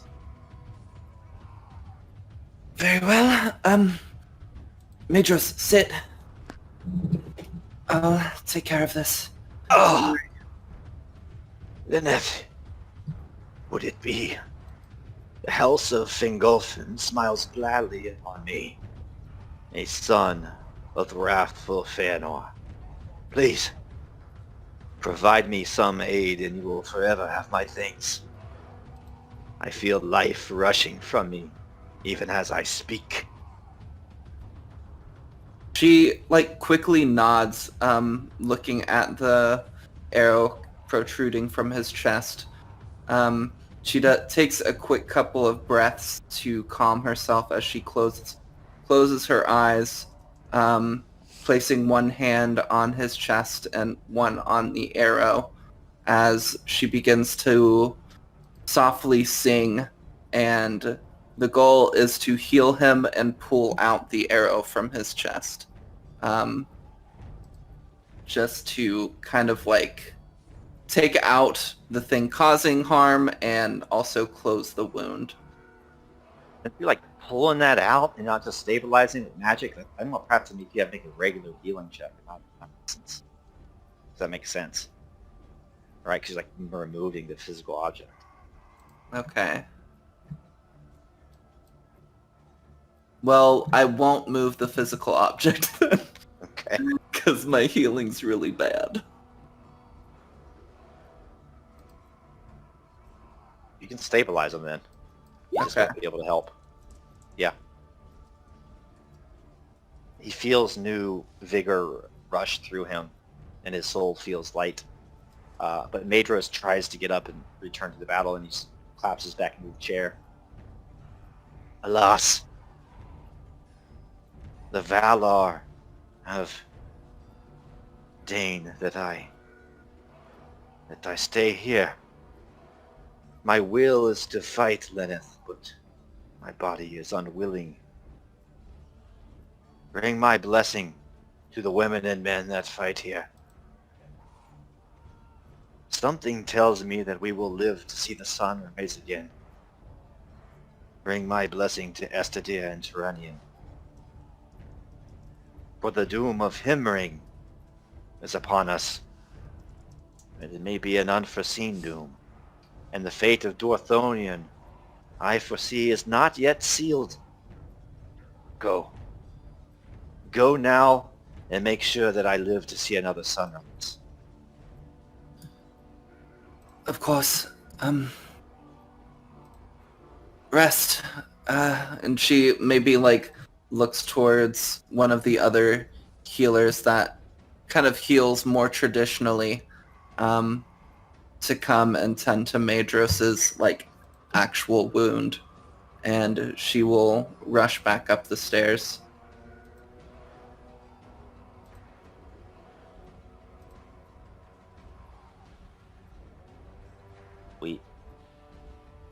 Let me arrange things on one of these maps.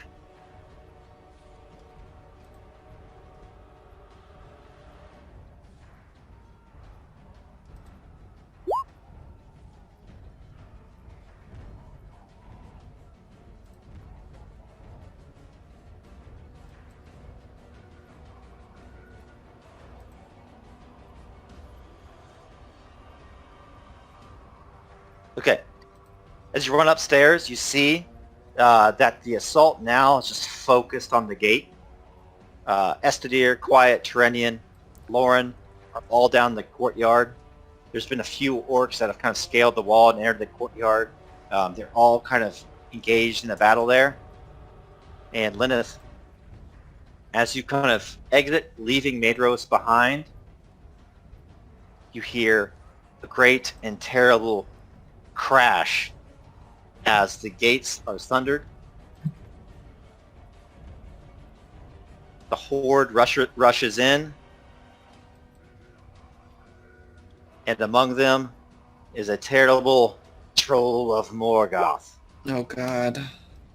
The first elven soldiers rush forth, and this thing has a giant maul. And he just swings it, just like a scythe through wheat. Just knocks a bunch of them flying across the courtyard, and they just crack against the walls with a sickening crack. The horde kind of flows in around him as he does so, and the troll is just not even heeding the safety of the orcs.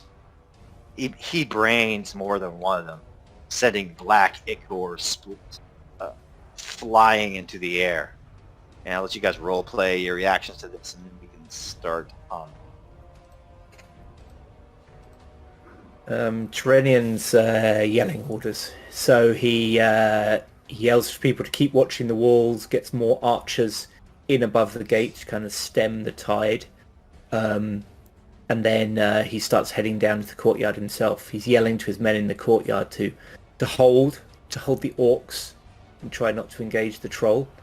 And he looks down in the courtyard and sees the others and says, "Lauren, with me! We must face this beast." Lauren falls in at your side. Sorry, IP, I'm going to get your uncle killed. Nope. Oh my gosh. Gotta have me shot. He pushes away any thoughts of home, any thoughts of his warm hearth in his fireplace, tending to his flock. If he's going to die, he's going to do it at the side of an elf. And he says, "Quiet. Stay safe."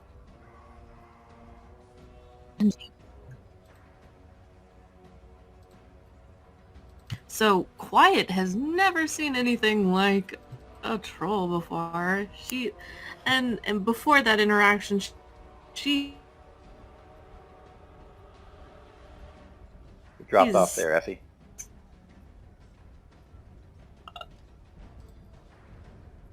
awestruck by what she's seeing, and dropped out there. Oh, okay. Can you hear me now? Yes, I can hear Yeah, you. you were cutting out quite a lot. Before. It sounds like my Discord is catching up. Everybody talked at once, so that might have been why. Yeah, So, you sound good now. all right, cool.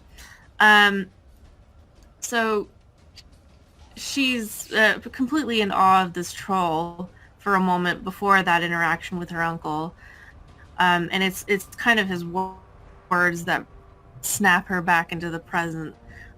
She heard the commands and knows not to focus on the troll, so she'll ready herself to meet with the orcs. I guess, are the orcs just coming from that side? They're flooding in through the gates. I mean, Yeah. like, if you kind of think of that scene in Return of the King where the troll came in, and like they're all just kind of flooding around him, it's kind of that's the picture. Okay. Just kind of describe narratively what you want to do, and I'm going to tell you kind of how the battle will go. All right. So if Terenion and Lauren are going to focus on the troll, she is going to work on making sure that the orcs don't prevent them from take their focus away. So she'll work on the orcs that come towards them. Got it. So you're kind of protecting them from the orcs so they can focus on the troll. Yes.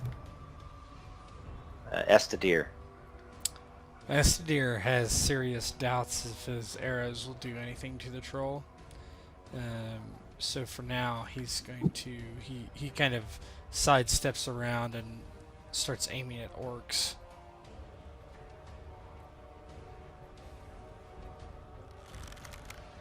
And Lineth.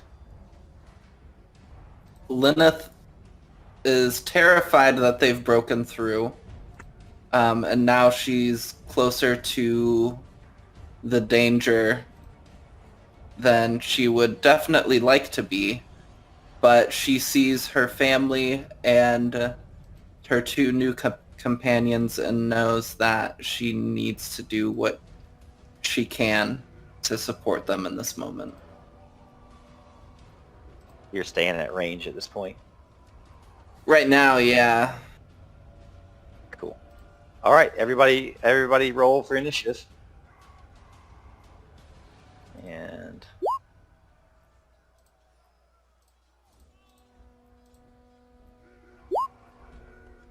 And remember, quiet. You get a benefit to yours. Kind of like fighting back to back with your uncle with it. Okay.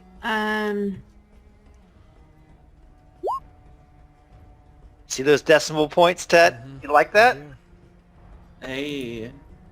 Where's the initiative button again? Combat menu. It's under combat menu. Oh, there it is. I gotta get you the new sheet bow where you don't have to toggle trained or untrained, it just knows. Oh, that's nice. I always can forget to train up the train reflexes. So if you're can trained train in a in reflex, initiative? It's a skill roll, it's reaction, so. yeah. So we'll ask. I think Effie needs to roll and we're good. Yeah. Are there supposed to be hardships? I'm not. Just put 0 in there. 0. Good.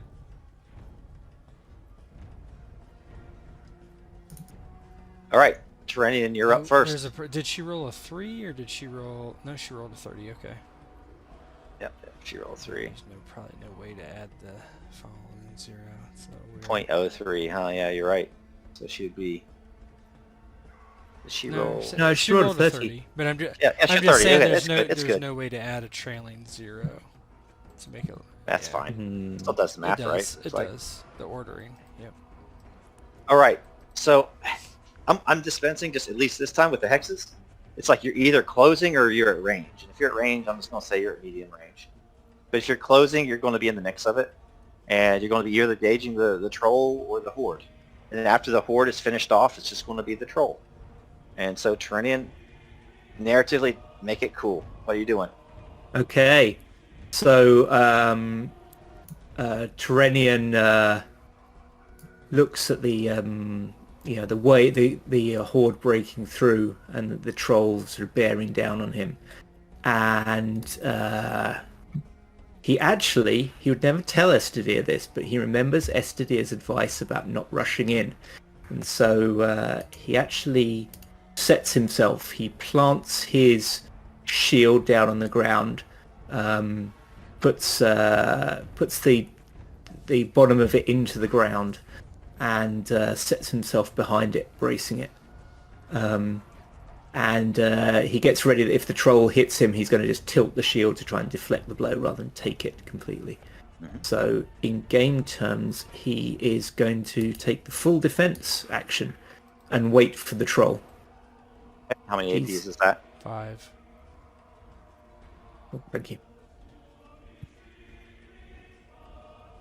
All right. The Orc Horde is next. And quiet as you wade into the thick of it. They come at you. They're just a host of waving swords, battle axes. You kill a couple of them, but a few kind of slip in on your flanks, and they're going to attack you.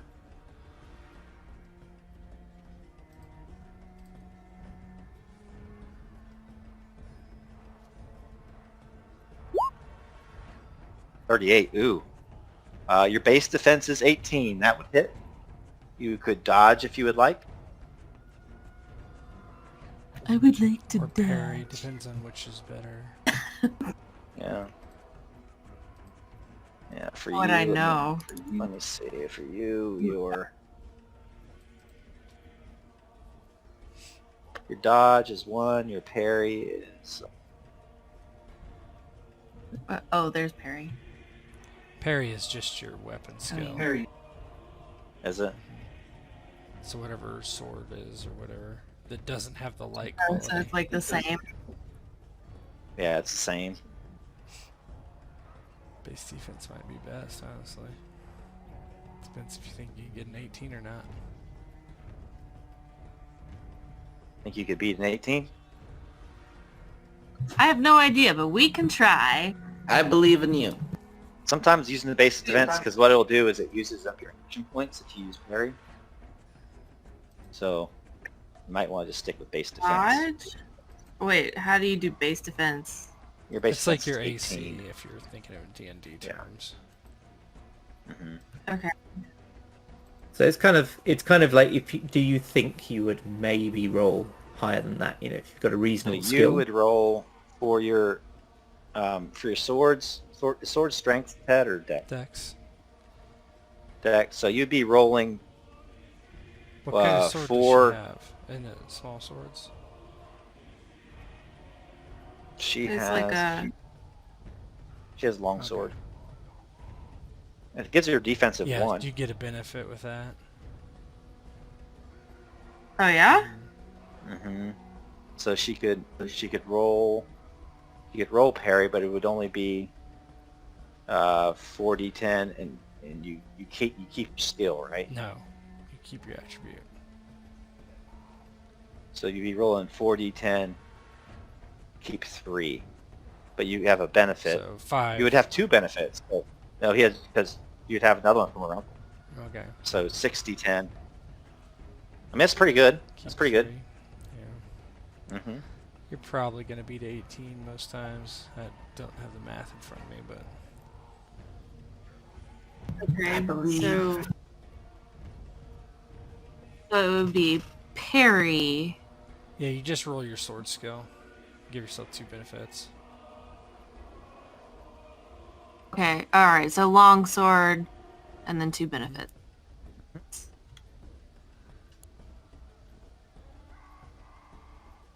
Wait, where are the 2 benefits coming from? Just so I know. One from your uncle, like from the role play we did earlier, and then the other one is because your longsword has a defensive quality to it. Yeah, so anytime you're actually using your sword to parry, Uh, if you have the defensive uh, quality, you get a benefit. Okay. Yeah, you beat it by. So that would hit. So that'd be 18. Plus, the sword does 4 slashing damage. Do you have armor? On the torso. Have other armor. Yeah, she has there's 3 armor. So you see how it says slashing 4, piercing 1, Tet? Is that 5 total? Is that how that works? 5 total? I don't know what you mean. You'll see how the broadsword does. No, it's if you can use your weapon Either in one. different ways. Say somebody has super high Okay. in piercing or super. Say you wanted to use piercing for some reason, you could. Mhm. So no, it's only 4 damage. Okay. Okay. So basically, after the way that would work, is what you do is you do 38 minus 20, which is 18. Okay, and then you do your post-roll modifiers, which would be 4 for their damage. So that would be what, 22, and then you would do your armor reduction. So 22, so it'd be 19. You would take 19, kind of quote unquote damage. That would be, I don't know what the term for it is. Total success value. But basically, yeah, that would get your wound level is 16. You compare that 19 to 16, which is your wound level. So what would happen is you would take 1 wound. So it would hit you and would do something bad. What a wound does is it adds a hardship or penalty dice to all your attacks after that. Yeah. It's not as complicated as it sounds as you pay. Go and make sure you put a wound on her wound tab. I'll do it. 19 slashing torso. Yeah. I did it.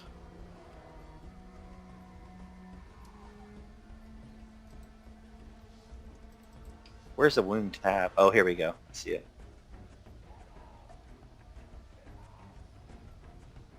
Her wound level got subtracted somehow.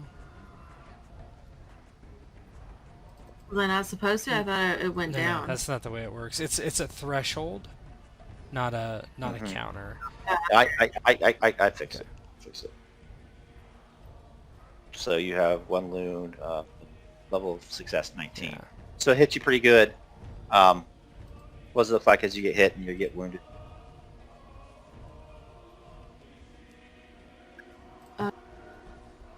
Okay, so she is completely surrounded, or not completely, but like the orcs come through, and it's a bit overwhelming, especially for a first time of having to go head on with orcs to this magnitude. One of the orcs just comes through, slices through her torso pretty swiftly. She tries to parry it away, but it still manages to come through. Sorry, just... Okay.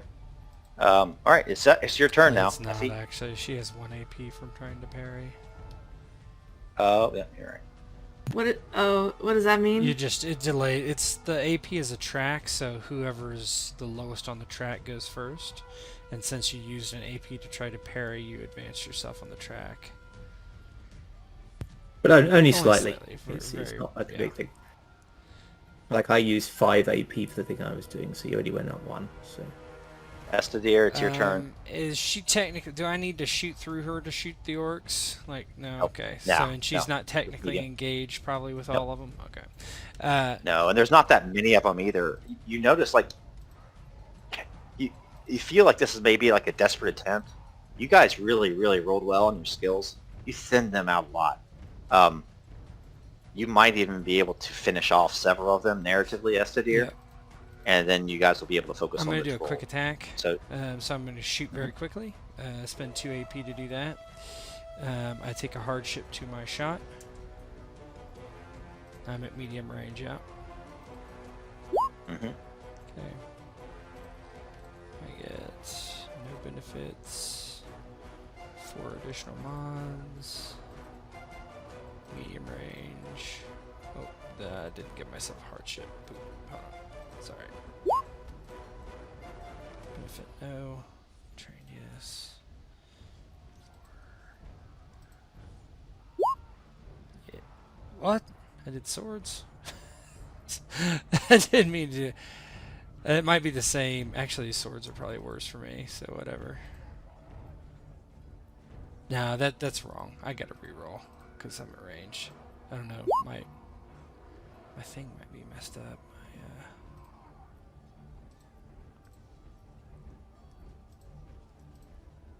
There we go. Yep, that worked. That's correct. Oh, head. That's going to be enough to kill him. Yeah. Yeah, so I had the negative. How many narratively? Yeah, you kill almost all of them. Okay. Like the ones that are left flee. Yeah, it just Quiet's being surrounded, and like she shifts her weight.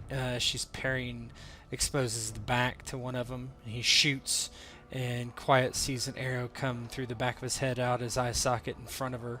Kind of slumps into her a bit, and as she moves out of the way, he shoots another one into the throat of another one next to her, and he just pumps a couple more towards some random orcs running around.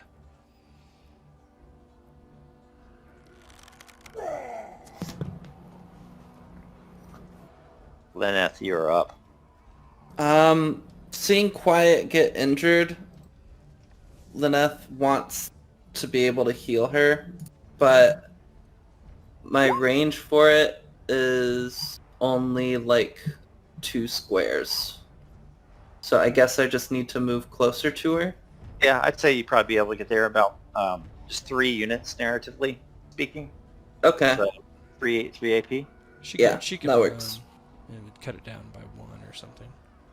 If she wanted. Unless that's running.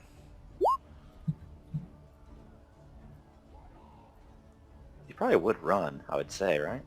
Probably, yeah. Narratively speaking. Mhm.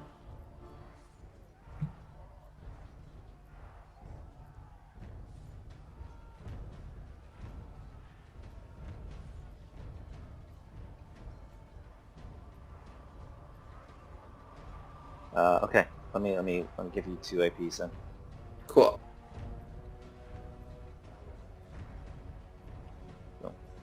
So you would go down, and you would act right after Estedir next time, and you're at Quiet's side.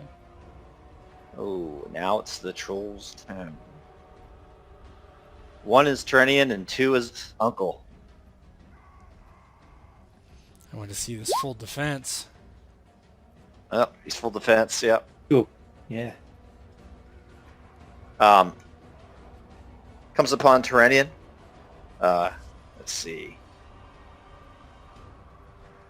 He will just attack.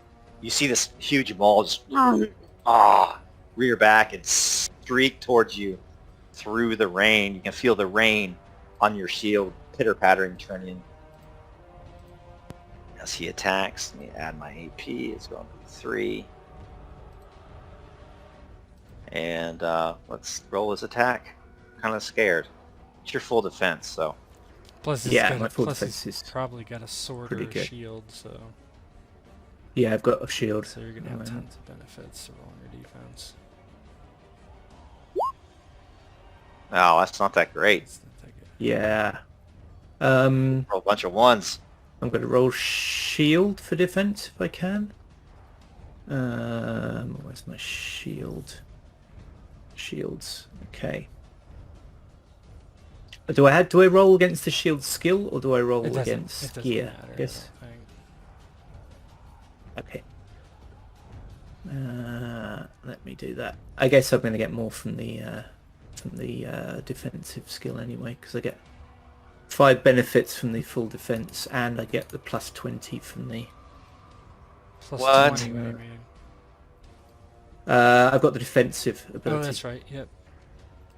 My base defense. Plus you I have get my base defense, which is benefits 20. for your shield. whatever your defensive quality is, Oh, plus whatever Let me check. shield it is a post-roll modifier. Or, I'm sorry, pre-roll. Okay. Pre-roll. let me check. So it is defensive 2 and shield 2. So, So I guess 7 benefits and plus 22. that's correct. Oh my god. He's not going to hit you. Probably not. Okay. At let me least draw you made him waste shield. an AP. 6 AP, technically. Yeah. 7 benefit and 22. Yeah. Oh, Yeah. what a roll. So how many AP total? How many AP total would that spend? Well, he did the One, 5 before, and then... Yeah, because I spent the 5 before. Okay. Yeah, so as this huge blow comes down, it's not very skilled. It's just got a lot of weight. And Terenion has got his shield, wedged between the cobbles of the courtyard. And as it comes down, he just sidesteps and pivots the shield, so it just kind of deflects off the shield surface. It looks almost effortless. It's a maneuver he's practiced a lot of times against larger foes. Nice. And quiet.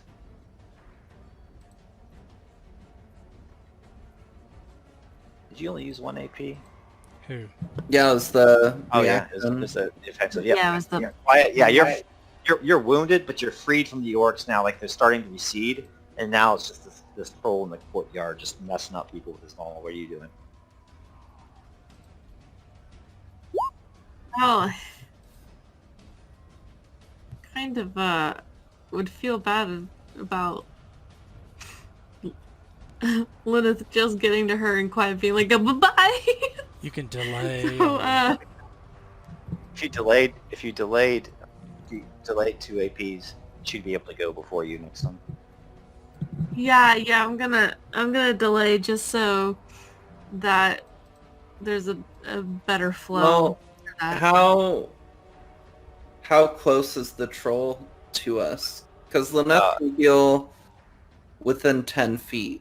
So as long as you don't go more than 10 feet away. Oh yeah. It's just like 1 unit. I think it's like 1 unit away at this point. Oh, okay, so it's not because especially since we don't have the hexes, it's difficult to tell distance. Yeah. Alright, well- You're 1 unit away. Yeah, then Quiet would join in on fighting the troll, and kind of try and flank it or get around more towards its back. Yeah, you could aim twice. You could aim twice and still go before the troll if you'd like. Oh, right. That would give you 2 benefits. So all I need you to do is you hit in your combat menu and then longsword, and you're going to get 2 benefits from aiming and 1 benefit from your uncle. So 3 benefits. What about and I have a hardship from my It's wound? already baked in. That's baked in. Oh, so I don't have to do any of that. It just calculates it for me. Okay, good.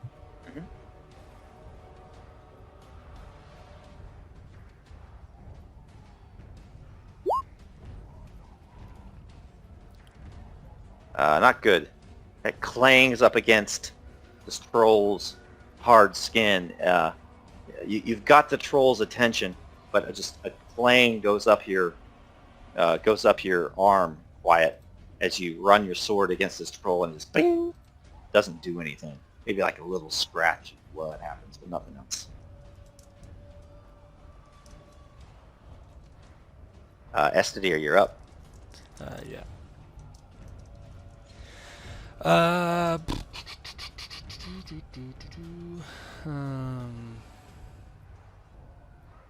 I looking at here?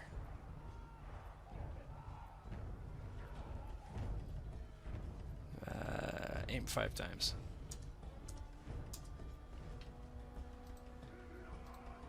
Yeah, he just he pulls back on the string and just aims for the thing. over his uncle and this human.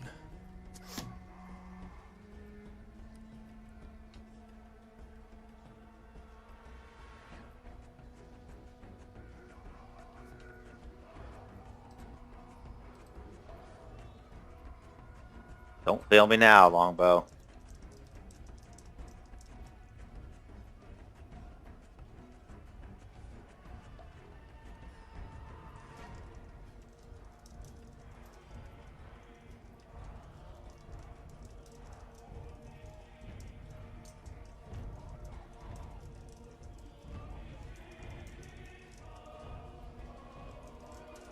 You roll your bow? No, I aim 5 times. I can't aim and shoot. Oh, okay, okay. You're aiming fine. Okay, you put it on there. Okay. All right, Lineth, your turn then. All right. So you're So like with 10 my- feet behind Quiet, basically, narratively speaking, we'll say. Yeah. With my heal ability, it says I can heal injuries in combat and lessen the severity of wound hardships. I don't know mechanically what that would mean for affecting Quiet's Well, hardship. she has but... a wound, so you can convert it to an injury instead. Oh, If you okay. have the, I don't know what level you have that power at. It's level 3. Yeah. Yeah. You should get rid of it. No, Don't you? it I have an extra level in range and number of targets. no, it converts a wound to an injury, basically. A wound hardship to an injury, not a wound, but a wound hardship. So, it would take the hardship away and give her an injury instead. Okay. So I will try to do that. Lilith just kind of extends her hands towards Quiet, who's kind of charged this troll, and is trying to stab at it, and just begins to sing softly to herself to aid her.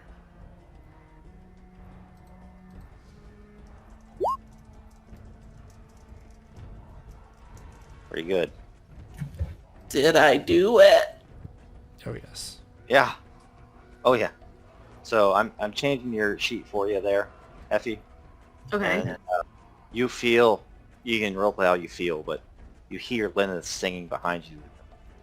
Your heart is gladdened. How many AP is that? 3. So what exactly, like, I changed it on your sheet. Your wound is gone, basically, and you just have an injury. okay, so it's gone. Well, it's less it's less fine. impactful. There's two Less- types of less. harm in this system. One's a wound and one's an injury, and injury is less. So she converted your wound into an injury is what she did. Okay, alright. All right. Cool. All right, 1 is Quiet, 2 Terenion, and 3 is Lauren. No. Oh boy. As this troll was just angered hearing the song of the Noldor and turns towards Quiet, seeing her there down below his knee like a grass. He mutters something in broken, kind of common language. I will send you back to the earth. From ashes you came, and from ashes you will return. He rears back with his maul. Before you swing, does he have big or size greater than 1? Technically. Okay. No, I didn't Okay, do it that's on fine. there. Probably should have. Would have made Quiet harder to hit. That's why I asked. True.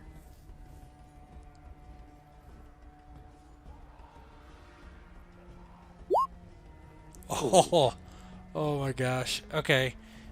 Might want to describe spending fate points. Let's see. Troll horn. All right. So base defense is 18. This is going to be a mortality roll, I'm guessing. Well, I mean, she depends if she wants to roll. She want to roll. You might want to spend a fate point, yeah. You can spend a fate you can burn a fate point on any roll. It gives you plus 30 in PL to. I don't know. Plus 30, like you could just add a like plus 30 to her base defense. She'd have to If you roll. want to keep It's that. for any roll, but yeah. But it's burning. She doesn't get it back, right? Ever, right? Mm-mm. So I don't know what her fate looks like, but She has 2 fate points. that's up to her. I mean,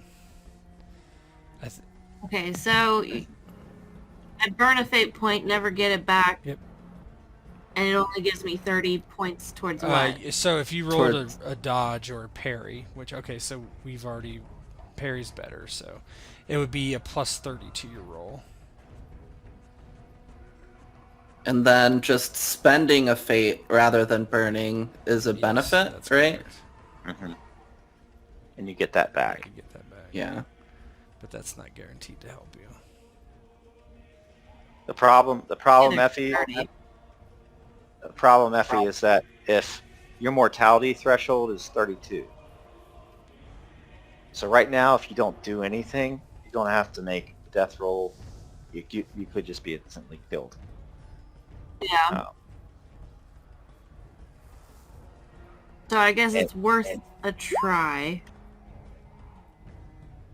Yeah, I'd say you almost have to burn one. Yeah.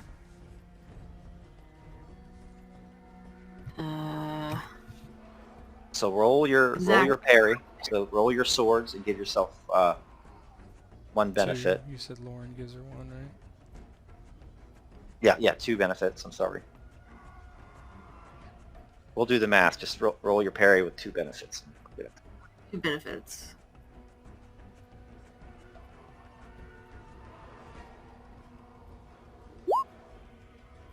Ooh. So that's effectively 41, right? If she burns, yeah. Yeah, so it's effectively 41. Well, yeah, her roll. Mm-hmm. Yep. So what you would do, you'd be 60 minus 41, okay?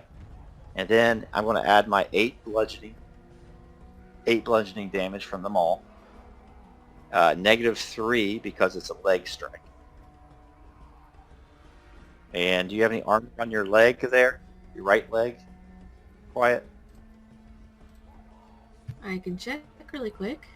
Yeah, check real quick. Right leg. I don't know what that means. Against bludgeoning. So, B. No, your right leg has 1. Yeah, 1. So you're So 23. 23 right now. So you wouldn't have to make a death save anymore. Mm-hmm. Nope, Okay. that's one under, right? No, she doesn't have to make a death save at all. She just takes a wound. She's at 6. She's 16. Yeah. Yeah. So Yep. So you just take a wound. And I'll add that to your sheet. Okay. Don't worry, I'll cure it. Yeah. She's just taking a beating. She's taking a beating. You got unlucky there. Yeah, it tends to be my tea. Okay, and I marked that all down in your sheet, so we're good. And I gave you, you used the APs for parry. So Lineth, you are up. Okay, I think Lineth kind of finishes her song a little bit, but then hears the troll talk and just slam this club into quiet. And keeping her hands up, she just transitions into a new song and is singing it very rapidly, trying to support quiet as best as she can. yeah, remember the target numbers, the wound that you're trying to convert. So So 23. you should get that easy. Okay. Yeah. Yeah. Now he has 2 injuries, no wounds. Just remember that the wounds actually stay, but the hardships are what's removed. So in combat, that's Yep. that's Yep, the same. Yeah, I marked it still down on our sheet on the wounds and injuries. So what does that look like, Lineth? Say Gwyneth. Lineth. Paltrow. Oh, Lineth. sorry.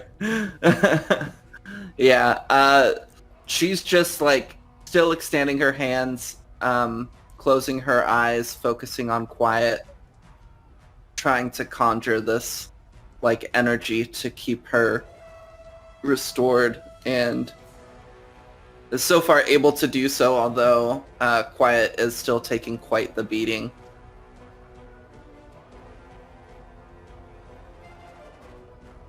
And how many APs is that? 3. 3. 3.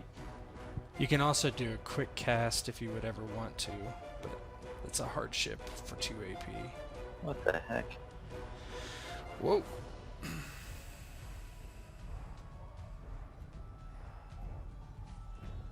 Yeah, it's glitched in the system. It's really 8.12. Just I don't know why it's displaying that way. Oh yeah, when you click, there it Really goes. weird. It's fixed. I clicked on it, it was fixed for me.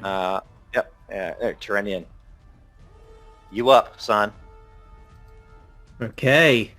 There is a sudden flash of light across the courtyard as Terenion draws his Noldor blade, Alcamaril. Camaril. And yeah, the blade shines a pure light across the courtyard as he swings at the troll. So I'm just gonna go for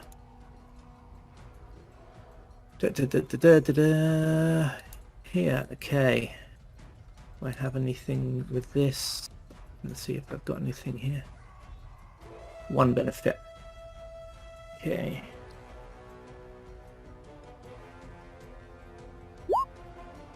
Nice. Okay. 53. Just gonna use his base defense. Yep. 3.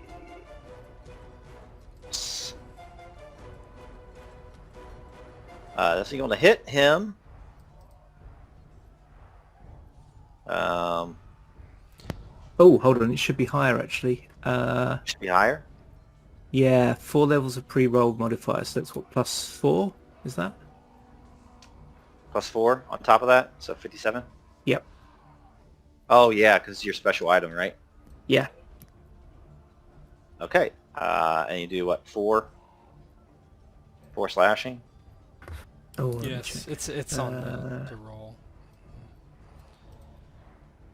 Oh, yeah. Okay. That's And 4. then Okay. target location -3, and he has 3 national armor, and so we're going to do 38. Uh-oh.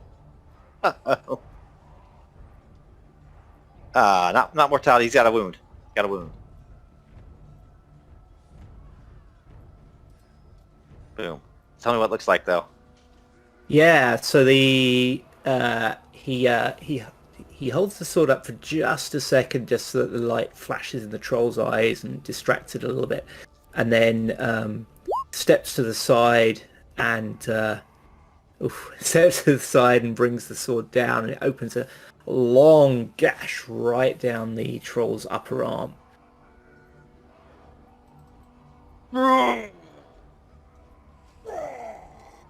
And that's just And then- a attack, regular attack, so 3 AP. Yeah, and then he just brings his sword back to the ready position, and meets the troll's gaze as if to goad him on.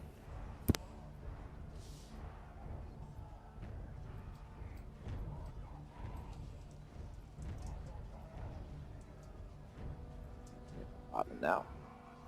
Who's up? Who's up? Quiet. Poor girl. Well, she definitely took a beating, but with Lineth's healing, she's able to get up once again and try and strike the troll.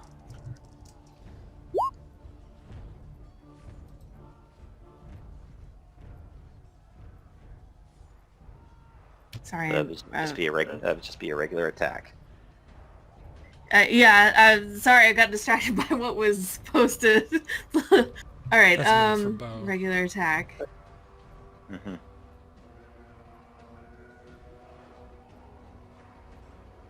Well, I think. Oh, I guess she'll stay. She'll stay right there. I don't want to get too far away from the healer.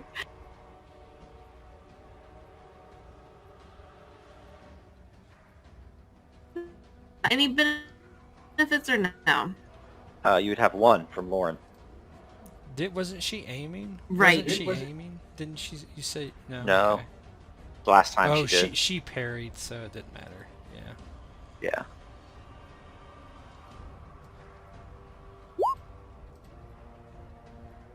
$12. No, that's not going to do it. Something wrong with Explain like my roll 20 or something? Mm-mm. Because it seems like I No. roll significantly lower than everybody here. You just didn't roll that Yeah. well, and you have 2 Yeah, injuries. there's a -6. Plus, I don't know what your skill is. It doesn't sound like you have that much in dex and swords. Yeah. But you also have a -6. She's only which keeping. is never She's good. only. She's only keeping 3. Yeah.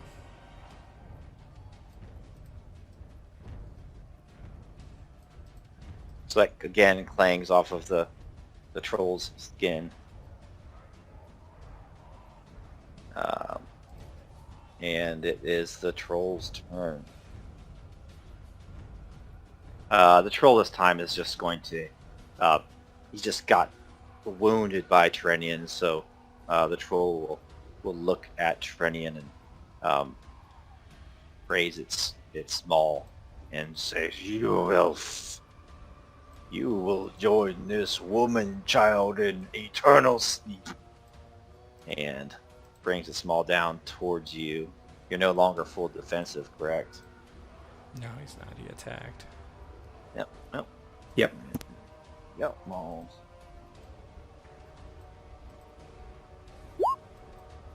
48. Which would Okay. hit. She Josh. It's a head Yeah. strike. Oh, wow. Okay, I'm definitely going to use my shield then. Is that 2 AP? What? Shield? No, just one. Any kind of parry or dodge is just one. Okay, so I get 2 benefits and +2. Well, actually, let's have a look. My shield and my swords are...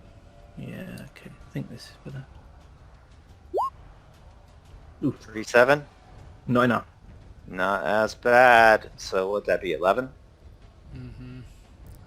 11 plus 8 Yeah, plus 5. your wound level's 12. Your wound level... Oh, yeah, so it's +5, 11, 16. 16 plus 8, 24. The armor is on the head. Get your armor on the head, son. Let me check. Against what? Bludgeoning. Bludgeoning 2. So 22?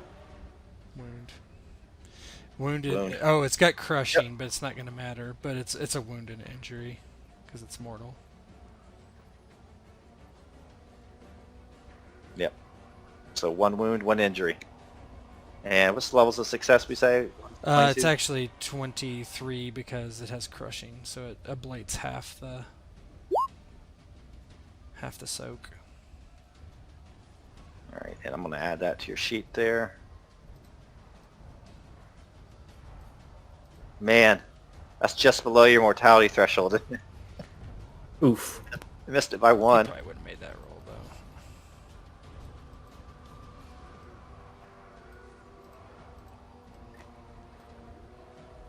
though. Alright, I'm gonna shoot this thing, finally. Going for a normal shot. 5 benefits. Trained, additional mods 4. Hardships none. Medium range still, yeah. Ah, come on. Well, actually, it's not. My range dice was good, but damn. All right. Not great. No. 36. Right, so let's see here. Minus whatever it's based. Well, no. Oh, that's all worked in. So 36 is the total success value. Yeah. Oh, okay. Yep. Is the No, damage? the damage is not worked in. It's that, 40 no. damage, 40 total. Piercing. So 40? if it has piercing armor, you have it. 3 says 37. Well, does okay. it have piercing armor? See. I just have natural armor 3 across the Okay, board. so it's make it 3. easy. So it'd be 38 37. because I have piercing. Okay, so 38. Let me look at his. So I think that's probably another wound. Yes, it's another wound. Ooh. He's pretty tanky though. Has a high wound threshold. Yep. So tell me what that looks like. Yeah, he's been aiming for a long time as it's smashing quiet and Terenion, and he just shoots, and it's like the upper chest right below the neck, but just right through its thick hide and into its chest cavity. Now it's like fighting you, and it has this wound on its arm that's trailing blood, and also like an arrow sticking out of its chest. Lineth is up. All right. Is Terenion within 10 feet as well? Yes. Love it. I'm gonna heal both Terenion and Quiet. Oh, damn. So I'll get rid of an injury from Quiet, and I'll hopefully downgrade Terenion's wound.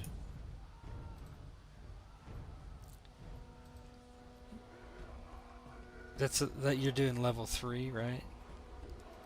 Yeah. Maybe shortchanging yourself just a bit. Let me look. 'Cause I think you can do both.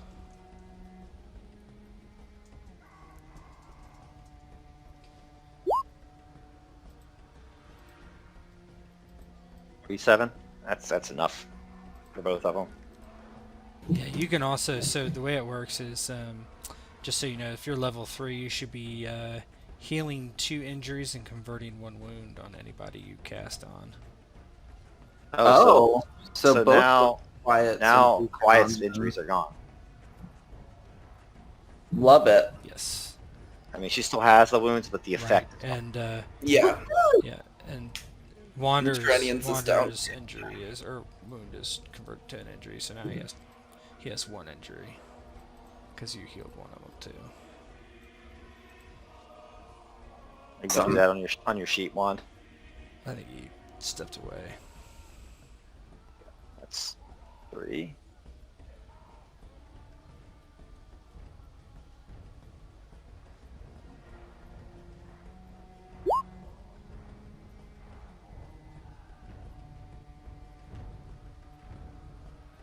I think it's the troll's turn again. Nope, it's actually Quiet's turn. Again? Mm-hmm. All right. You can start aiming. I mean, you can aim. You just won't be able to... You can aim a bunch of times. You can aim up to 5 times in a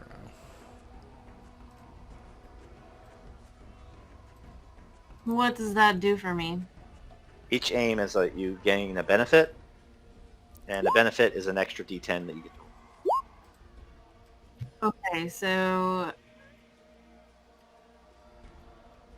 I can aim 5 times. That gives me 5 benefits, but I don't do anything this round. That's correct.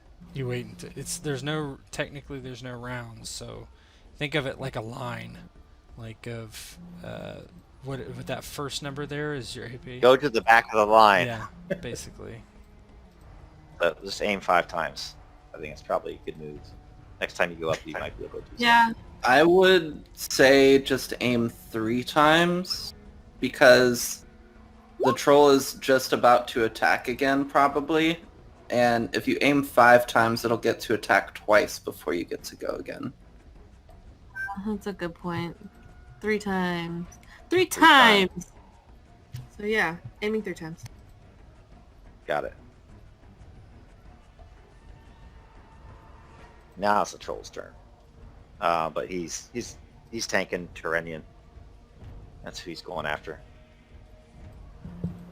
Okay. Wanderer, just FYI, your wound was downgraded and I got rid of your injury. Oh, cool. Thank you so much. So now you have 1 injury and that's it. Nice. Thank you. The troll is, of course, attacking you again because what he's going to do. Yeah, Terenion's trying to draw the attacks anyway. 57. Right, so he's going to try and use his shield again. I forgot I should have got another benefit. So, shields. It's going to be 3 benefits, not 2. And additional mods plus 2. He's pretty good with this shield, though. Oh! Oh, wow. Still not going to be too much. Too bad. It's going to be too bad. So, okay, let's do the math here. So it's 57 minus Is it 56 11?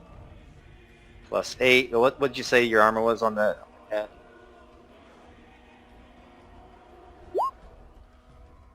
What'd you say your head armor So was? half that. Guess 2. what? So 1.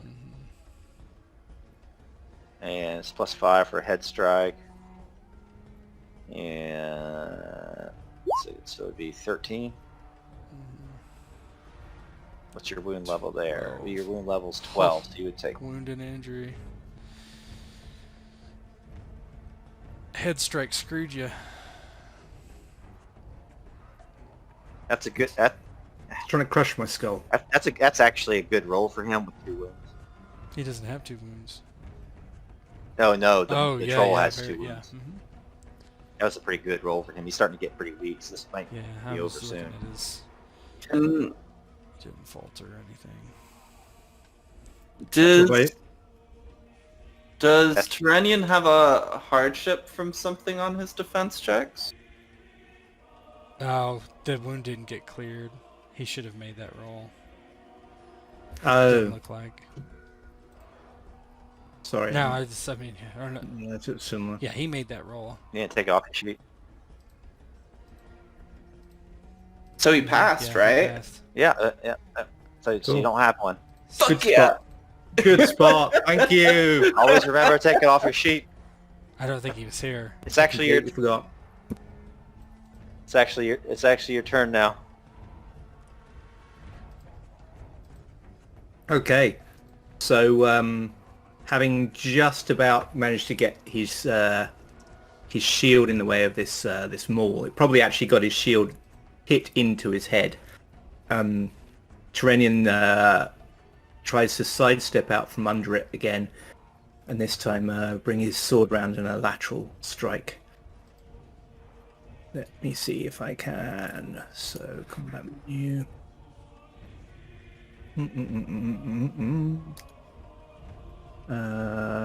Benefits 1.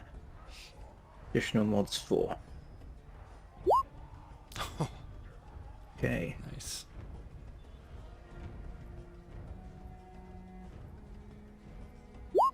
$66, huh?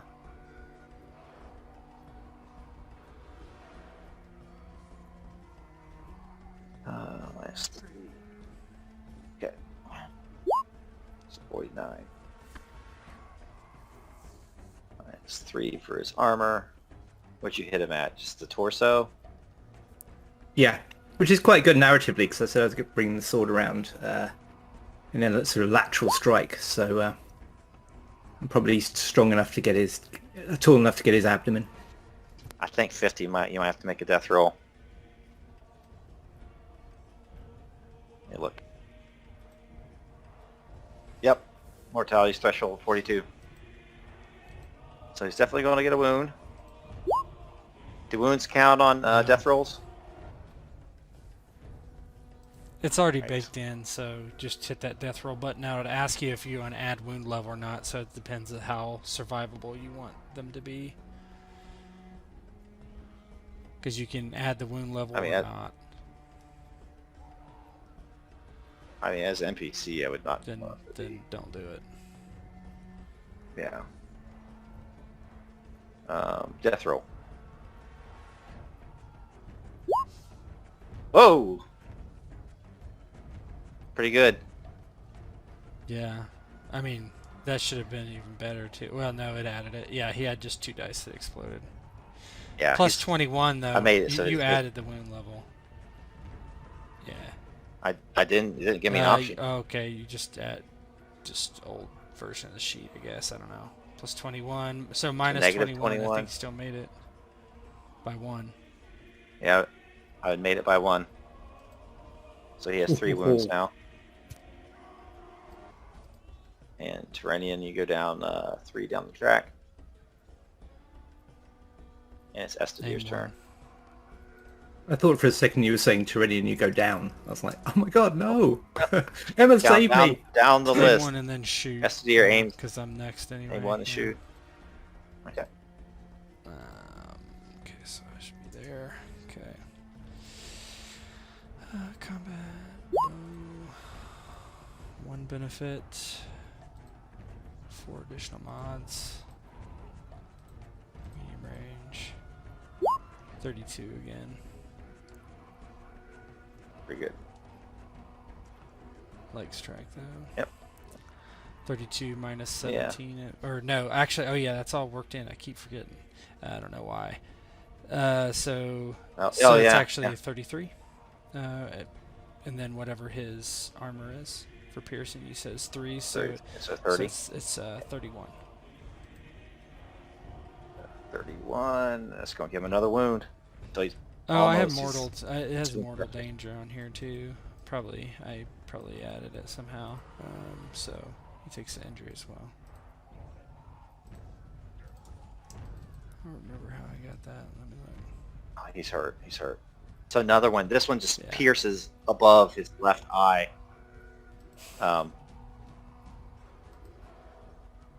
Cool. And Lineth is up. Okay.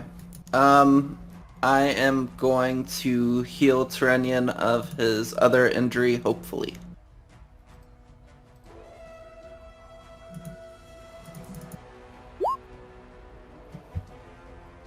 Ooh, nice. That would. So yeah, she's just like off in her corner, like holding out in her hands, constantly singing, so that people just aren't dying. Out of the choir. Choir. Florence Nightingale meets Taylor Swift. Yeah. Tay Tay, sing for me. Terenion again. Okay, now feeling newly invigorated, and this time I'm taking the injury off. Okay. No, he wants to troll. No. Nothing. He's too hurt, man. Oh God! Look at too hurt? yeah, look at those negatives. He has 4 injuries. Yeah. 4 wounds. Yeah. Yeah, So it's just quiet look at time, like yeah. so he's flailing around, like you see like those, like Jurassic Park, those dinosaurs that are wounded just Bo, flailing does around. he have stamina? Does he have a rank Yeah, stamina? he does. Because if he has less than 2, then he needs to make a falter roll.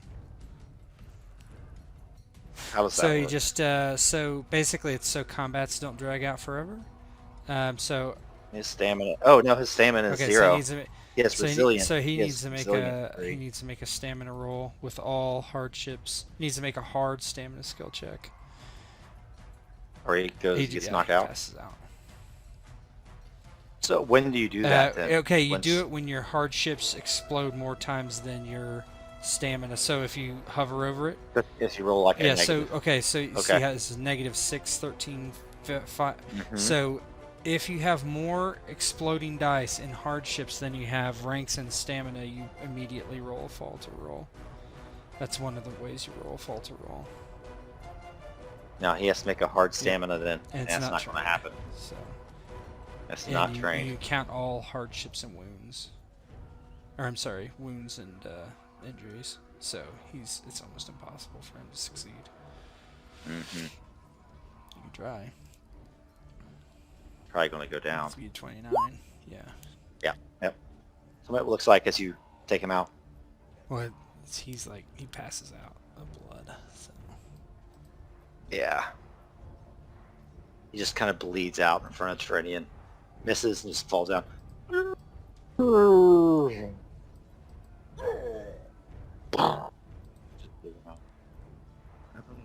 As soon as he falls, Terenion holds his shining blade aloft and shouts, "For Dorthonion!"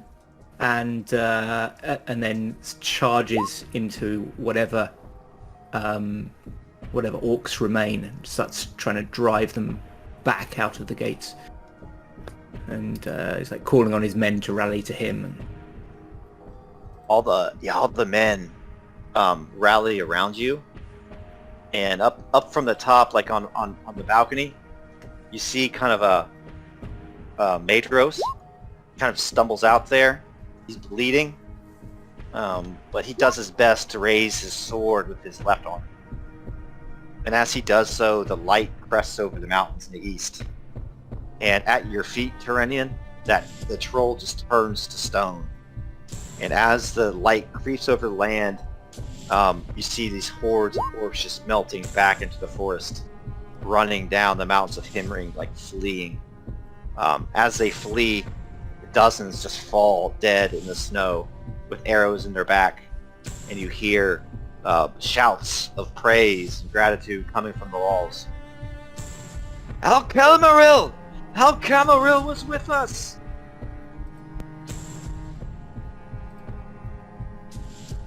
and Terenion will lead his men in a cheer as they bar the gates again, and then he will walk over to first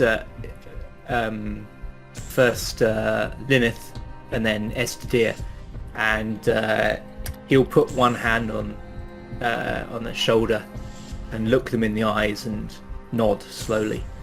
And from him, that's the equivalent of like a big hug. Yeah, Lineth looks very kind of exhausted and tired, but she smiles and nods back. Your singing voice was as pleasant as ever, sister. And for good of to keep our bodies whole, it does seem. Yes, well, everyone should still go to the other healers, make sure that you're okay, but I'm glad to have been able to help.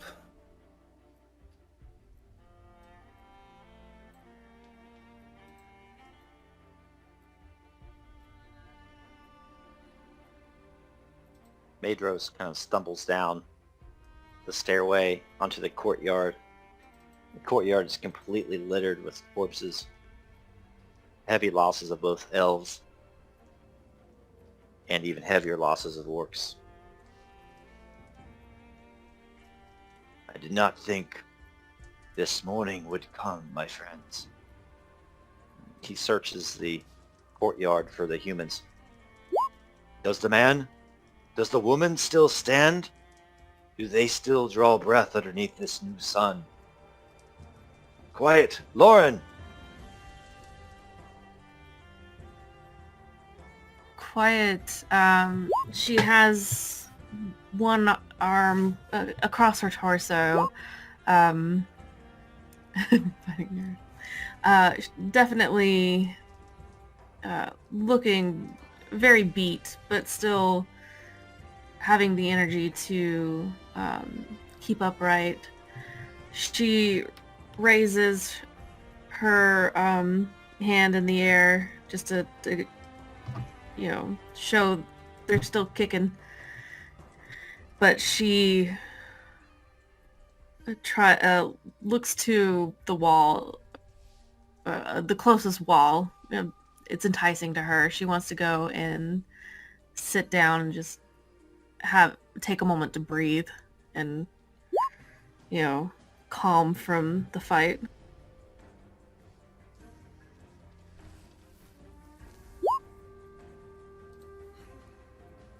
Ah, there she is. You are a stout one, woman of Maedhros. It gladdens my heart that you are still here on this morning. What about your friends? He kind of looks around for Lineth, Estedir, Terenion. Yeah, I think Lineth kind of walks up and sits next to Quiet pretty quickly. Having a similar thought in mind of just needing to catch her breath and rest for a moment. We're fine. Tired, and some may still be slightly injured, but we're fine.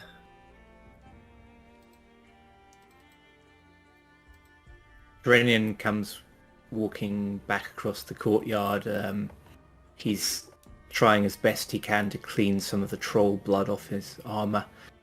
And he gives a small bow before Maedhros and says, "Our foes were many, and their hate implacable, but the light of the Eldar is not so easily dimmed. We have won this day, my lord."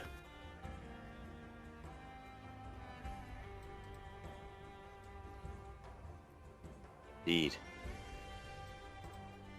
We have lived through this night, and we will live through this day and the next. We will go on. But as I said before, our kin and the kingdoms of men, we stand as islands, even as the blackness of Morgoth sweeps southwards. What shall we do against such reckless hate? Though Himring still stands, I fear for my brothers, Terenion. Though he is short of temper and sometimes dim-witted, Crunir and Curanthir to the east of me, and your kin of Dorthonion. Though I fear the brothers have been slain on the field of battle, there are no doubt many who still survive in Dorthonion, fighting against the darkness. Shall we give them aid? Kind of goes to the gate and looks out over the mountains. Would that I spread my soldiers across Beleriand, Terenion. I would help them all, but alas, I cannot. In the coming days, we must make hard decisions. Many here will not survive the onslaught of the Dark Lord, and for that I weep. My lord, I would value the blood of our kin above any fortress, no matter how long in the making or how prized as a home.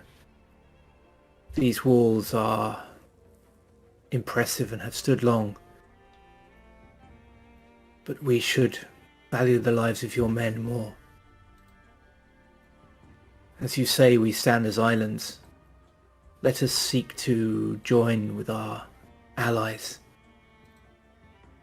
Let us fall back to safer places, stronger fastnesses, where we have more friends at our back and fewer enemies surrounding us. These lands, I fear, are lost to us, at least this day. Safe lands. I fear that safe lands, green pastures, and fertile fields are a thing of the past, Terenion. Perhaps legends will speak of a age of this Middle Earth that was bountiful before the Dark Lord was unleashed. But if lead you ask me to, then lead I will. He looks to the west. Men, woman, come hither. Estedir, Lineth, may I have your ear as well? Of course. Yeah. And she'll kind of stand up and approach closer. Wyatt will push herself up to stand and approach. Yeah, Estedir is just watching silently, not saying much. Maedhros kind of looks to all of you, and a lot of the soldiers, the men and women of Himring, are kind of gathered and looking down in the courtyard where that troll is like now turned to stone, and the 4 player characters in Maedhros are kind of like in a circle around it. Maedhros kind of raises his voice as the sun shines in the east. All friends from Dorthonion, speak wisely. We cannot stay here forever. Himring may stand still but for a little while. But all good things end. Today, this battle of sudden flame, the Dagor Bragollach, has taught us that. We will cross the gap to our east. There mayhap we find resistance, but perhaps we will find friends. In Dorthonion there may yet be a survivor. And we must pray that the High King, Fingolfin, still stands in his white tower. If there be any hope to stem the tide of Morgoth, it is with he. And instead of a shout of support, there is a murmur and then just a calm and stealing assent. And I'll let you guys kind of give a little bit of role play before we close it out. Yeah, Estedir would look to his uncle and take a step back, kind of to include the others, and say, "Uncle, we should go to Dorthonion, see what refugees we can find, people we can help. Lead them to safety if we can, to the south." Your counsel is sound, my nephew. Our people must be our first priority in such times. Let us gather what we can and save as many of our kinfolk as we can. Dorthonion may fall, but if its people survive, then its memory will live on. And he turns round to the other 3 and he says, "My niece, will you come with us?" Looking at Lineth. She kind of nods. There's no running from this. I fear, it's my duty to help however I can. And having seen the armies that have invaded Dorthonion and the forests, I worry for our people. I'm not sure how many have survived or what the state of our home will be as we arrive there, but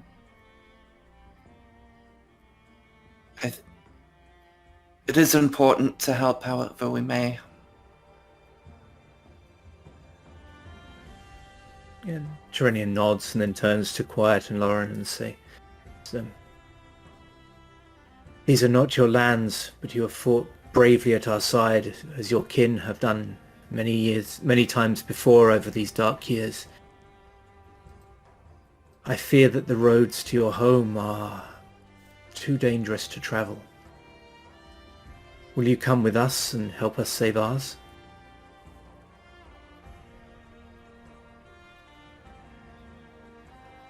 Lauren looks to Quiet and shoots her a sidelong glance and says under his breath, but he's going to let her answer, but he says, "But your brother, you cannot abandon him to a burning death, or death by dismemberment to tens of orcs."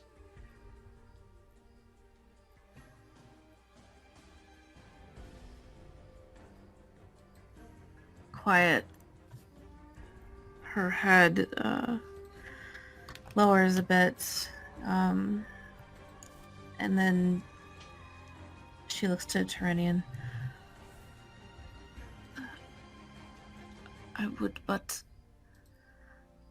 I seek my brother, and I fear for his life.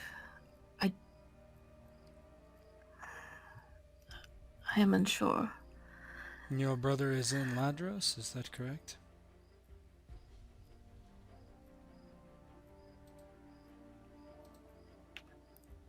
That I do not know, but perhaps I will. And she'll look to Lauren. Perhaps going with them, we may be able to find more information on his whereabouts. Well, Maedhros is on the way to Dorthonion. We can go there first. We will need allies of all kith. Human and Eldar.